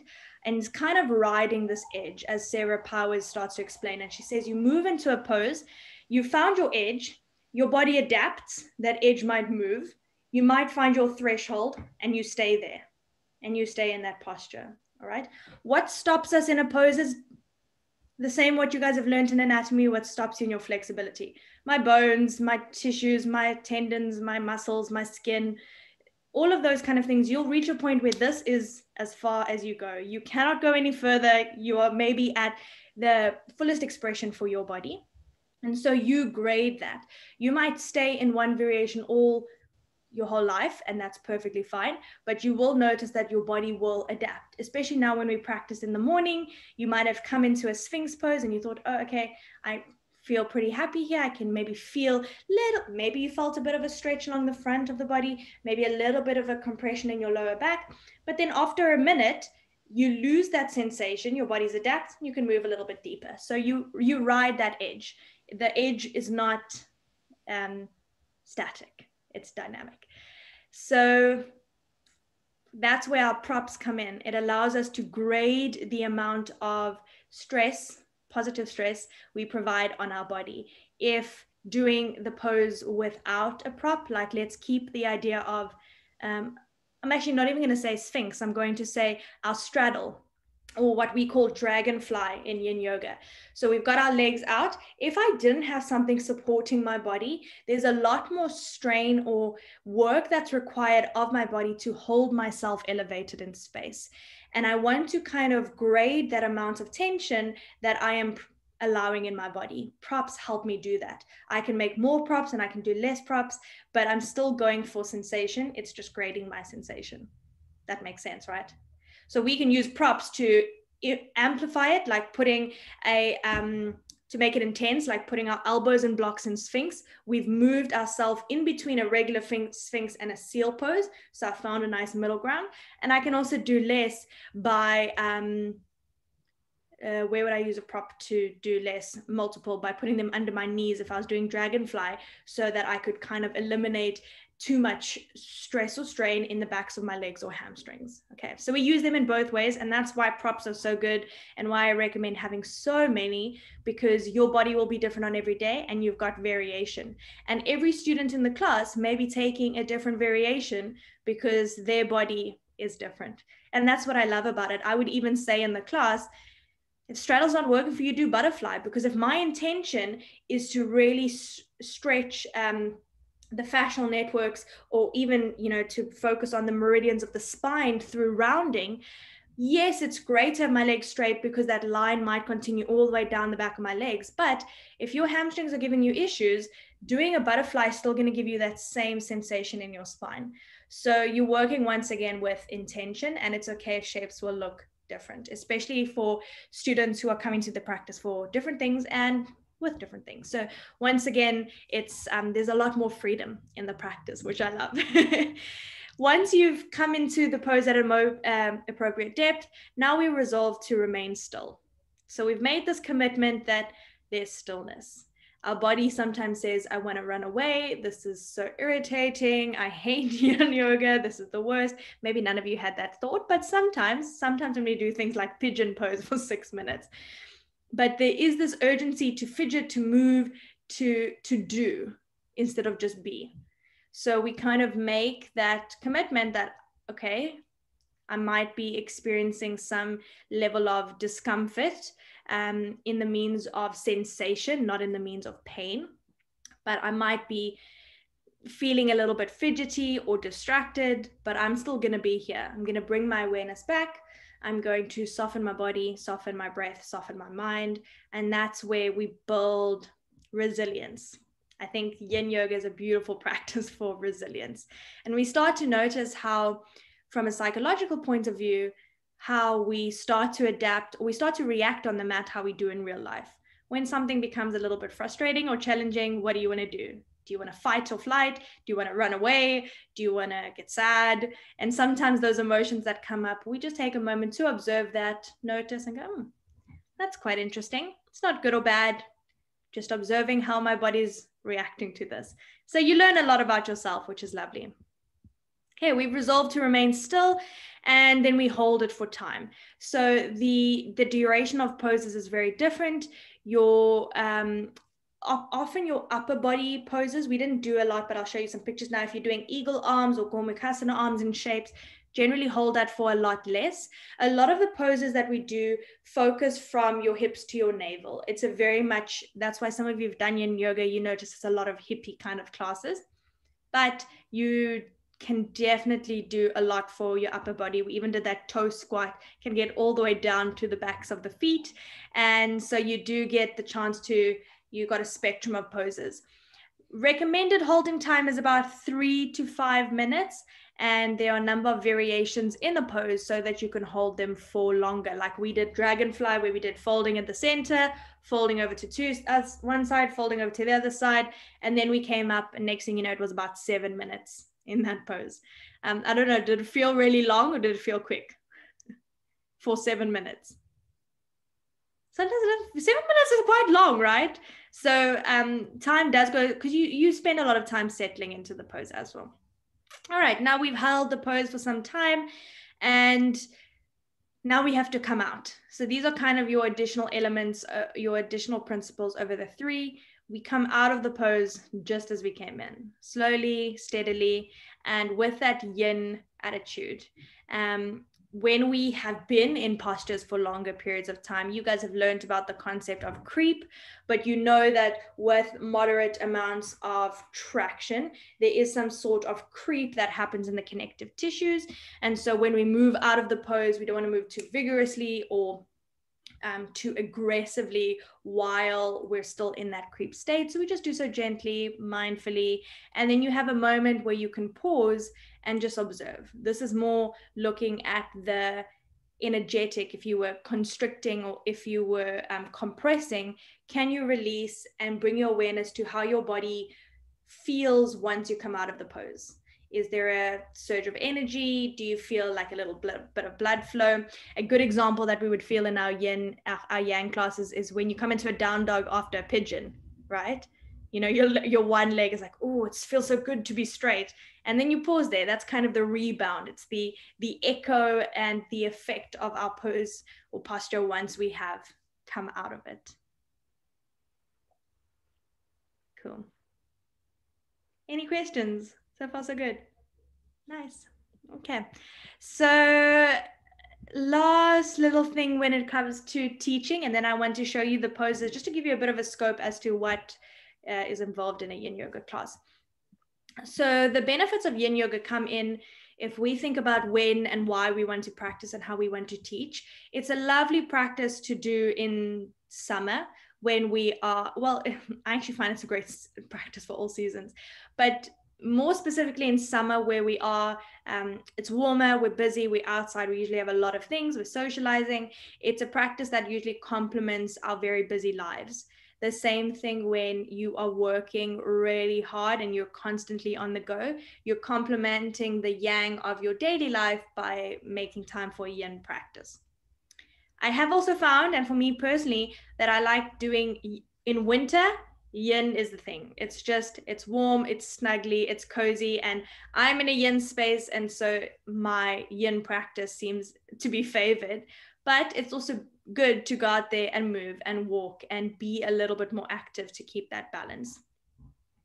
Okay, that's just kind of on when you can really practice whenever you want, but the recommendation, especially in Bernie Clark's book, is that you practice when the body's cool, because when our bodies are warmed up, it's more warmed in terms of muscular. So the body is not cold as such as just cool. So that's why we can dress warmly, dress comfortably, like do it in your pajamas, do it in a tracksuit, because we don't really want to be in tight, restrictive clothing. You really just want to be comfortable. And first thing in the morning is quite nice and ideal just to kind of work into the body. And it's also recommended to not do like a run or not do yin and then go for a run. It's like, once again, intention. Although I have found it really is quite nice after exercise. It's not as if there's a rule as to when you should or shouldn't do it. It's just about noticing why you want to do it. What is the intention behind it? So when our students come in, we kind of take on it's a bit of a different role as teacher to what you guys would have felt teaching your vinyasa classes. Because there's a lot of silence, some teachers will talk a lot more, some will just introduce you into a pose and then be silent for about 5 minutes. Some teachers might find a little bit of a blend between the two. I find that you like talking in the first half of the class quite a bit, just to give students a little bit of context, and then as the class goes on, you can increase those amounts of silence. and still finding that balance of kind of like holding that space. So when students may feel, you might notice students are getting a little bit more fidgety, just remind them, bring your awareness back to your body, bring it back to your breath. You might do that little kind of somatic markers, what I call it, bringing awareness to a certain part of body or a certain energy line. You can talk them through where that meridian runs so they start to visualize it and build proprioception or understanding of their body. You're just using it as an anchor, just like your breath. It's something that brings you back to the present moment, to the here and the now. So really building on a mindfulness practice too. And what I love about Yin is that I really give my students space. I mean, adjustments are not really a thing in Yin. Some teachers, because adjustments in itself are quite Yang. Adjustment is like, I want to change this pose. I need to fix it or adjust it. Yin is just like, this is what it is. It's yielding, it's accepting, and it's not wanting to change. It's just wanting to be as is. So when, if you see a student maybe additional fidgety or trying to figure out their props, you can simply make a recommendation. Maybe put your elbows on blocks. Does that feel better? Do you think you can maintain this? Cool. If you don't want to, remove the blocks, come to lie on your hands or something like that. You give them options and recommendations, and they are fully in charge of making that decisions for themselves. One of my teachers used to say, it's you teaching your student to fly their own plane. Like, they've got the controls. I might be sitting next to you being like, hey, maybe check that there, or have you done this? And the rest, they're fully in charge of their practice. And I love that because it's incredibly empowering, and they can go home and do it. We want to empower our students to not be dependent on us for our practice. We're setting them up with tools so that they can go out there and set themselves up for a lifetime of practice. Cool. Any questions? It's a fairly simple practice, right? I mean, simple, it's not a bad term. It's just, there's not too much. I mean, of course, when teaching it, there's a lot that you have to think about. What props am I going to use? How am I going to sequence my class? What am I going to say? How am I going to navigate this class? But other than that, the principles of it are quite simple, which I love. I want to show you the postures. And these are postures that are outlined in 2 different books. One is Paul Grilly's book, which is called Yin Yoga, and then Bernie Clark's book, which is called The Ultimate Guide to Yin Yoga. And Bernie Clark actually has his whole first edition of his ebook on his website. I'll send you the resource at the bottom. You can pretty much read his whole ebook on his website, which I wish I knew before I bought his ebook. But either way, it's lovely having both, because I think the one that you buy on Take-A-Lot is, I think it's a newer edition, but not much has changed. The principles are very same. That's Cassandra's book. Yeah, I have that one too. Also very lovely, but doesn't dive into as much of the philosophy and theory. It's a picture book. It shows you the poses. It goes through a little bit of the elements. So from a practitioner's point of view, I like that. I like the pictures and how she explains it. But I found that the other 2 books dive a lot more into the theory. Surprisingly, Paul Grilly's book is very simple. He just tells you the pose and there's a lot less instruction. Bernie Clark's book is incredibly thorough and really dives a lot into the subtle body and to anatomy too. Okay, so let's look at our Yin Yoga postures. We've got heart melting pose, also known as puppy's pose. So I'm not going to go into too much detail with the postures, but obviously each posture will affect a certain meridian and organ. And so you'll generally have the same kind of back bending poses. So a class that would work on this, if you were working on maybe your stomach and spleen meridians, or kidney and urinary bladder on the back, you would often link this with a lot of back bending and forward folding, back bending and forward folding, because that's where the meridians lie. So the sequencing of it is quite different. You split up poses with counter poses and a little bit of a pause in between. Just a bit of insight. So we've got our heart melting pose, puppy's pose. You can put a bolster underneath your chest. You can have your arms along the side of your body if you chose to not extend them. And it's pretty similar to what we do in our Yang styles. You've got Sphinx, which we did over in today's class. We could have put a bolster underneath our armpits to support us a bit, to amplify it. We could put our elbows on blocks, and you could move to seal pose, which is a more of a spinal extension posture. The legs are relaxed. They can be wider, they can be narrow. Once again, it's what works for you. Camel is surprisingly one of the poses listed in here. It's not a pose I teach for various reasons. It doesn't feel very yin-like to me. I like to teach it from a kneeling position, putting almost like putting my hands behind you and just using it as a little bit of a counter between postures.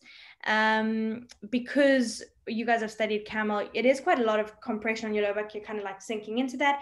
But if you've got props and you've got two bolsters on the back of your calves and you're resting your hands on your bolsters, it's a whole different ball game. You've modified that intensity of the pose. So with props, it's quite a nice one to do. I wouldn't hold it for 5 minutes. I'd maybe do it for 1 or 2 in between postures as just a bit of an opening through the front of the body.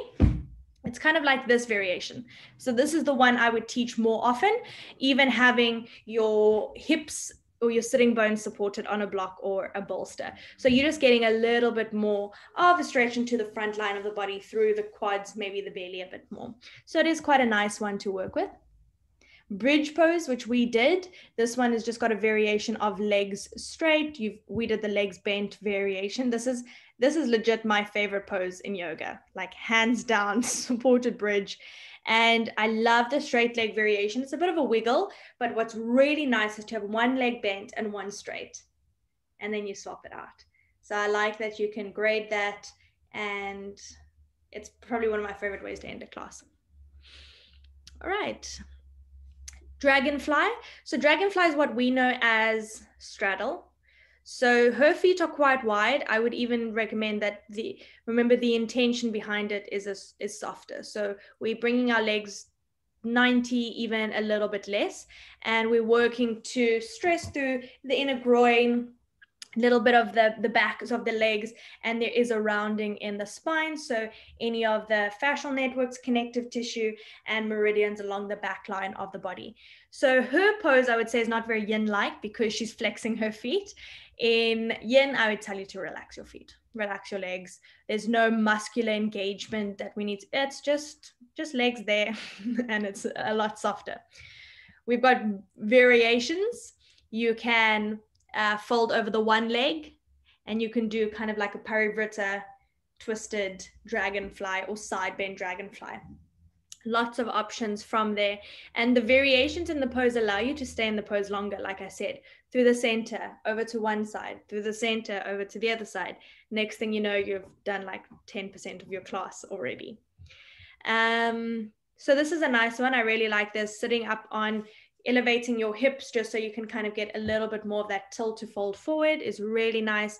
And even what I recommended to Ari was to put blocks underneath his knees, so if the knees are bent. So any students who have if they've got tight hamstrings, it's quite a nice thing to just support that bend of the knee and fold forward. I'm still making the shape in a different way, and it still feels pretty good. The intention is still there, and I can still make the shape. Half butterfly. So this is like, it's like half butterfly, but also known as half dragonfly. So you can call it whatever you want. She's done the variation where the one foot is in and she is folding forward. Once again, any forward fold, bolster under the belly, forehead on a block or resting in your hands is just the absolute way to go. There are different variations of either doing that same revolve, so equivalent of a Janu Sirsasana, but the name is different because the intention is different.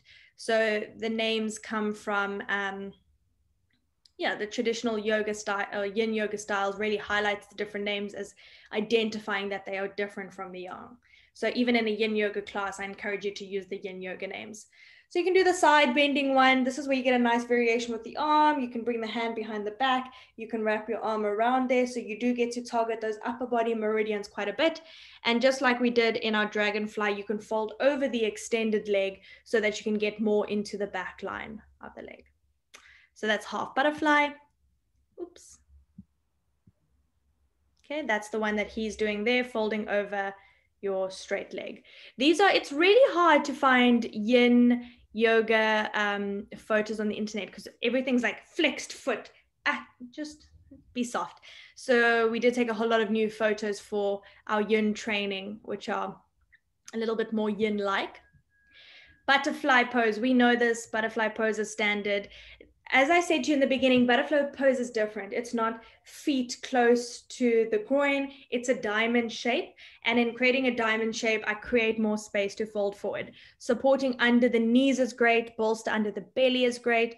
We did the supine version, which I'm sure you guys have even done, even in vinyasa classes. It's quite a popular pose because it feels so good. But supporting yourself on a bolster, but I like the incline because it prevents us from doing this with our neck, because we've kind of got a little bit of a lift in our chest and then our head kind of hovers in space. So by elevating, we just facilitate that incline. So butterfly is pretty easy one. It's pretty much exactly what we do already. Caterpillar, this is Bernie Clark. This is him. He's the founder of yinyoga.com. Highly recommend. Super smart. Like, I don't even think super smart is a good enough explanation. Incredibly intelligent, and he has such an extensive forum, just while we've got Bernie Clark there. So he wrote the book, and if you read it, it's a good read. The anatomy section is quite a repetitive read to let it all sink in, but all of his availability, all of his ebook is available on his website. Under resources, you can see it says Yin Sites ebook there, and there's also a very thorough list of the asanas, the joints that they affect, the meridians, contraindications, how to come into it, all of the stuff we discuss on our Yin Yoga training. But he's also got a forum, and a lot of teachers ask him really, really good questions, and he does thorough research to answer it. And it's really lovely just getting expert advice like this. So he's really made himself available through his site. And also on YouTube, you can watch him on YouTube. He's got videos there that are like 10 years old. It's brilliant. So Caterpillar, what we know is Paschimottanasana. He's sitting up on a block. I love that this is like always what he wears. He's comfortable, it's not like yoga clothing. He's just in pants that he likes practicing in, comfortable and effortless. So sitting up on a bolster to elevate the hips a bit, and he's just folding forward. Once again, bolster under the chest feels great, but nothing fancy about Caterpillar. It's just a seated forward fold. Okay.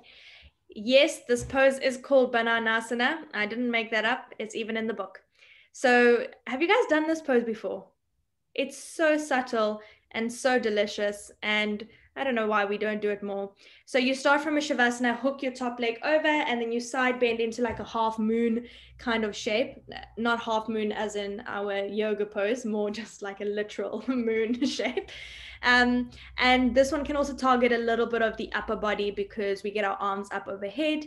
And we've got one of our meridians, our gallbladder meridian, which runs all the way along the side of the body. So when you're doing a lot of side bends, that's a really nice, well, actually we get a lot of meridians that run, especially down the side of the leg. So we find that we bring a lot of side bending into a lot of poses, but this one is so gentle and subtle, but incredibly effective. Wonderful way to start a class and end a class, and it actually just feels really good.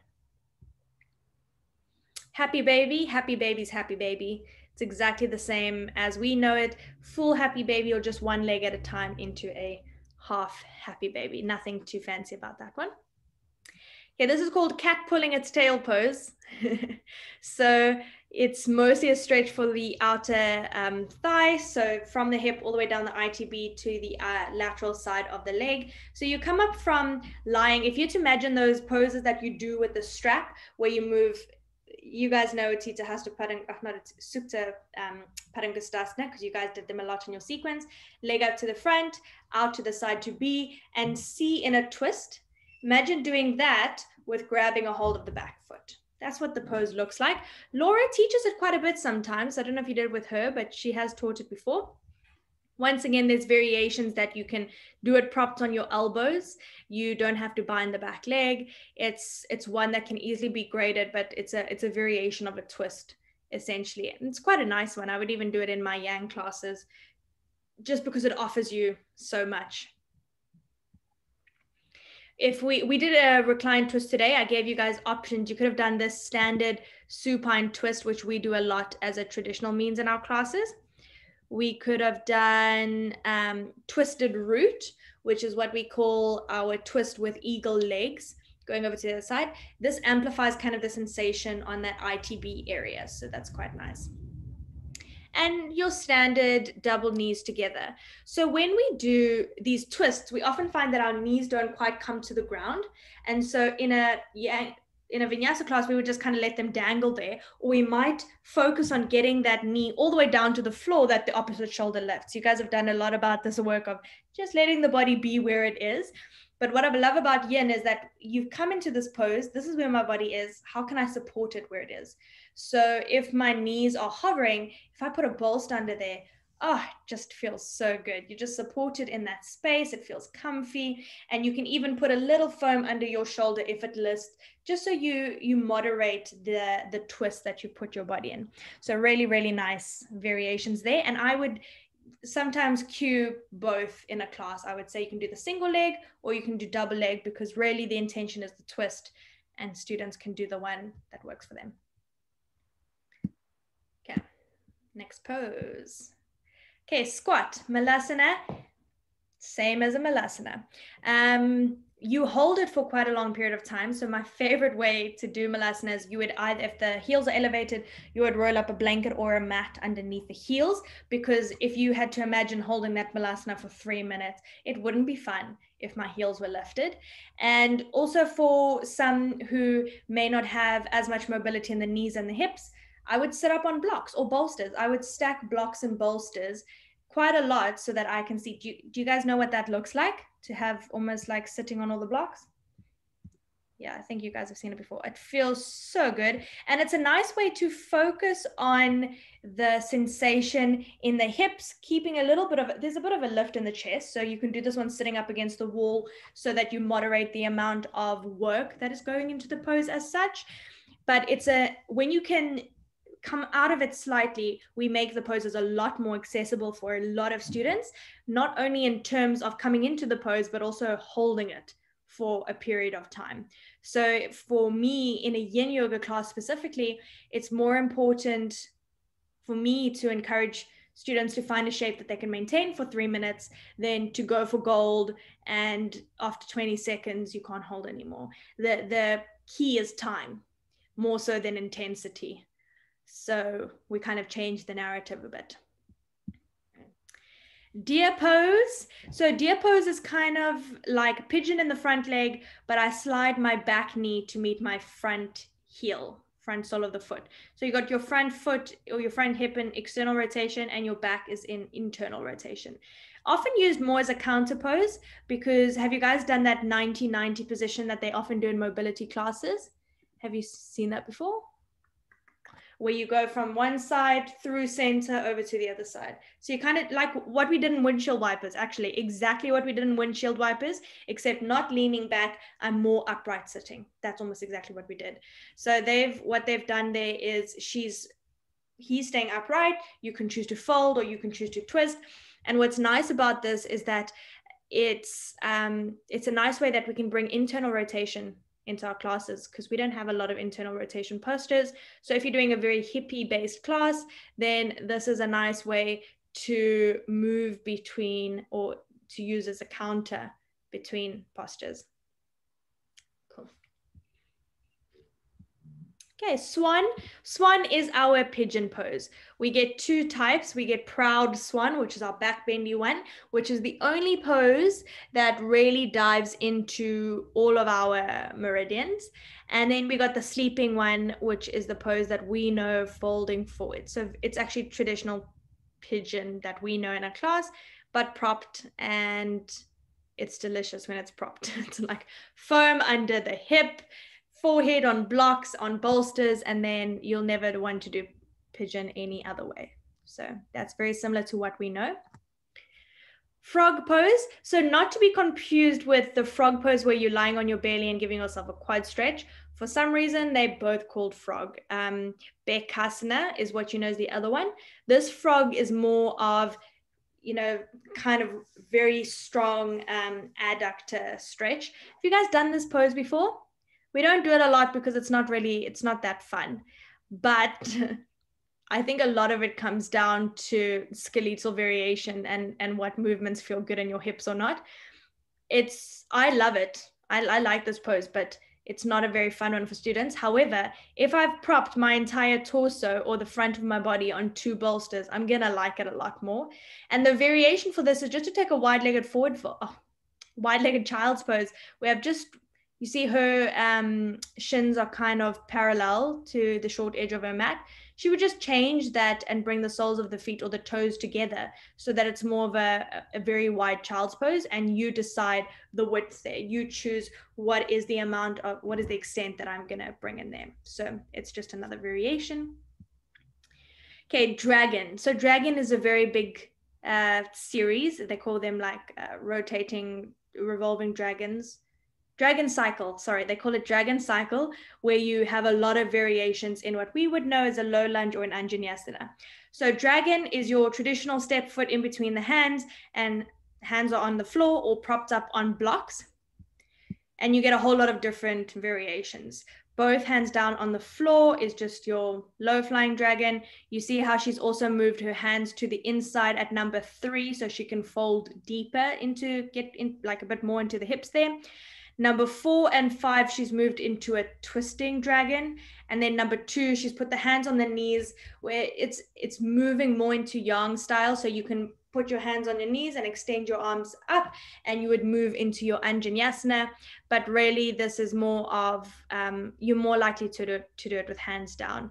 I like this because you can spend a lot of time in your lunge by moving between the different variations, and hands on blocks, back, knee on a foam is always lovely.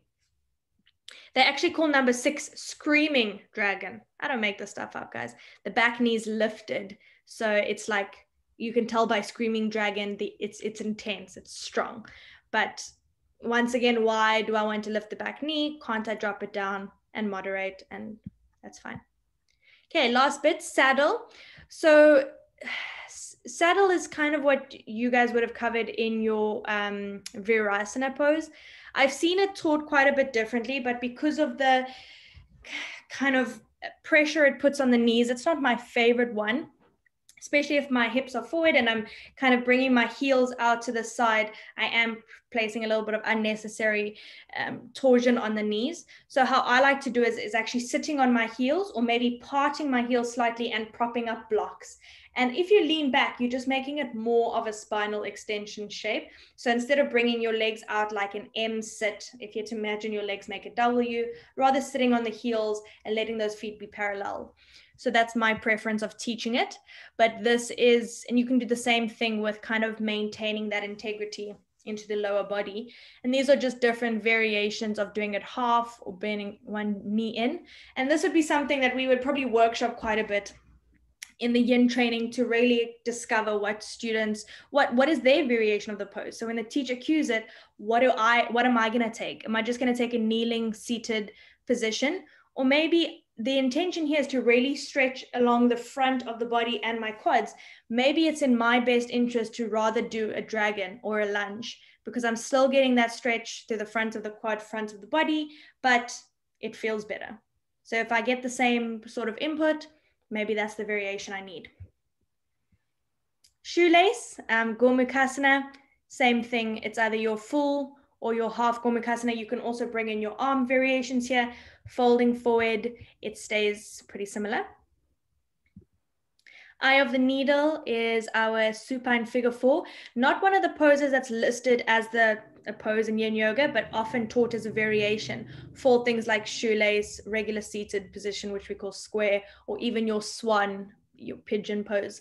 So it's taught as a modification or a variation that students can take. Square pose. So he's actually crossing into like a double pigeon, like a fire log. Most of the time, square pose is just regular seated position. Most of the time, lotus, fire log is not something we often teach, because Once again, what is the intention? Why do I want to? The intention is to just get a nice hip external rotation. If you're folding forward, you get a bit of a stretch in the glutes and the back of the body. So cross-legged is usually enough. Our only standing posture in Yin Yoga, it's called dangling. Variation of Uttanasana, knees are a little bit soft. It's kind of your ragdoll. It's the only standing posture we have, and it feels really good alternating it with your squat. So you can do 2 minutes here, 2 minutes squat, 2 minutes here, 2 minutes squat. Last one's ankle stretch. So this, you see, he's sitting on his heels, he's leaning back, and because of a lot of the meridians run through our feet, through our ankle, and through the toes, this pose and your toe squat are done quite often to really get into the feet. We don't give our feet enough attention, as we saw in the toe squat, how intense that could be. So these are two variations that are taught. You could do ankle stretch for like a minute, and then you can go into a child's pose. So it's kind of weaving its way into the classes. Child's pose. Child's pose is child's pose. Nothing fancy about that one. Okay, now this one was an interesting one for me because in Bernie Clark's book, he has snail or halasana as a yin pose. I don't teach it, and we don't teach it for many reasons we don't have to go into. You guys have all discussed this already. But for me, it's not yang-like unless, it's not yin-like unless propped. I would rather just do legs up the wall, because I just think like, why? What is my intention? Is it maybe it's deep round? If it's that shape, okay, can I not maybe do a caterpillar pose? Is it not going to give me the same sort of body movements? Should I not be doing legs up against the wall? And for students to maintain this for long periods of time is just not something that's very accessible in our classes. So I actually don't teach it. And then Shavasana, which we call pentacle pose, that's the variation of our knees over our bolster, which feels really good. And then once again, there's variations. You can lie on your side, you can lie legs up a wall. There's a little bit more freedom. Okay. Lastly, I wanted to show you that although we kind of have a lot of poses there, which focus on the lower body, there's so many arm variations you can do. There's a lot of poses like thread the needle that bring in the upper body. You can do your puppy's pose with hands on the back of your neck. There are variations of your upper body that you can weave into your already existing postures. So if I'm holding cow face for a long time, I might do eagle, arms, release, forward fold, hold the legs for longer, but the arm variation is a shorter period of that time. But there's some nice options just to show you that we can do the upper body. Okay, I think that was it. Yes. So if you guys want to write this down, this is Bernie Clark's resources, which I found really user-friendly. Just write yinyoga.com. There's his name, Bernie Clark. His website and YouTube is really good. The other name you can write down is Paul Grilly. He's got a good book, really good book, but his website's not as extensive. So if you want to grab a whole lot of free resources, jump on here first, go onto YouTube, Ayada, practice. I said yoga with Cassandra, someone I practice with. Annalise said Travis Elliott. I've done one of his classes, which was fine. He didn't say square the hips in Warrior One because we don't do Warrior One in Yin Yoga, but there are some wonderful Yin Yoga classes, and I would highly recommend giving it a try. Doing it once a week, once a month, maybe to start with, and just see, especially if you struggle with staying still, like me. Annalise. Can you incorporate Yin Yoga in your normal yoga, or is that, I've seen things raised about it, but yeah, so. So you can definitely do so. Even Paul Grilly will explain, like in his classes, he teaches Yin Yoga and then he teaches Yang Yoga, where he's got specific flows that he teaches that build in more to the Yang flowy elements. You do also get something that's come up as a mix in between, like Yin Yasa, or you'll see Yin Yang. So I actually like it, and I think it's fine. You're not doing something vigorous. Remember I said when we're holding a pose for a long time, we don't want to jump and do something vigorous, but you're not doing a 5-minute pigeon pose and then jumping jacks and weightlifting. You know what I mean? You're going to do a pigeon pose into a very gentle down dog, and then maybe a little flow where you step to the top of the mat, high lunge, side bends, warrior two, and then pigeon on the other side. So although there's yang elements in it, it's not a vigorous, heated, strong yang. It's just movement in between the stillness. I find it a great tool to introduce students to yin, because a 60-minute yin class can be quite intense for the first time. So you grade it by bringing in movement. It can be something simple as low lunge, half splits, low lunge, half splits, but it's very slow. It's still mindful. It's still in that kind of like yin space. And then you can hold for 5 minutes and then do a little bit of movement, like even what I did with our cat and cow. I think it's perfectly fine. And it's quite nice. It's really nice. But just to build on that, with your 200-hour qualification, you are allowed to teach yin. There's no like yin body that says you can only teach yin if you do a yin training. However, it helps to know what you're teaching before you teach it. So same as I said with the kids, whether you're doing a training or whether you're doing extensive self-research, that's fine, because I think if you can honor the practice by understanding the methodologies, knowing the meridians, knowing the intention, the principles, and practicing it, it's fine. Ari. Yeah, I just wanted to know, where does Nidra fit in? Yoga Nidra.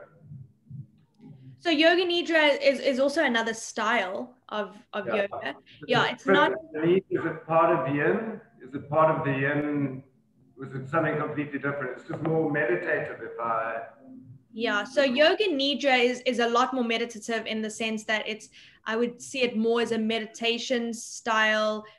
I mean, you're not moving, it's a meditation. I guess that kind of defeats the whole point, because yoga doesn't have to only be movement. It can just be meditative. But Yoga Nidra can be done after Yin Yoga, but Yoga Nidra in itself is something different. Okay. Right. I do this restorative yoga class with Jess every Friday.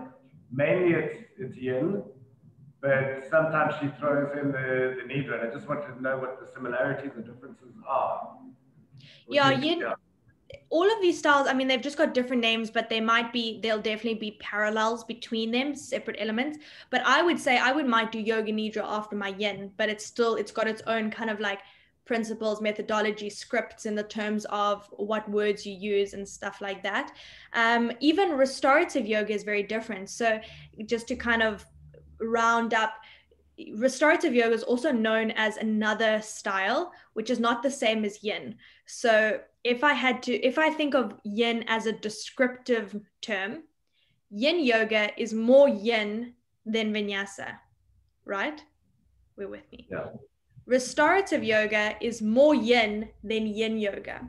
The intention of it, restorative, and look, yin yoga can be restorative, but so that's why it does become a bit confusing. But there is another style that is restorative, called restorative yoga, where a lot more props are used, and the intention is actually to minimize sensation so that you are completely supported and held, and you tap more into the meditative aspects. So there may be less focus on putting stress on the body, which we want to feel in yin yoga.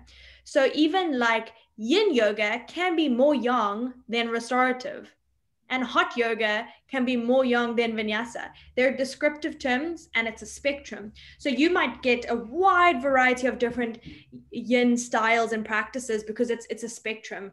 It's a descriptive term, but compared to modern vinyasa classes, it is definitely more restorative. But Yoga Nidra is incredible. I haven't done any additional training in it. I've done many of them and I love it. The ones that I have done have been more of a guided meditation of sorts, which can be definitely woven in a posture, most likely in a shavasana, in a lot of yoga classes, but you could probably do Yoga Nidra classes on its own, from what I know. Thanks. Cool. Any other questions, guys? How do we feel about yin? Love it. Highly, highly recommended, guys.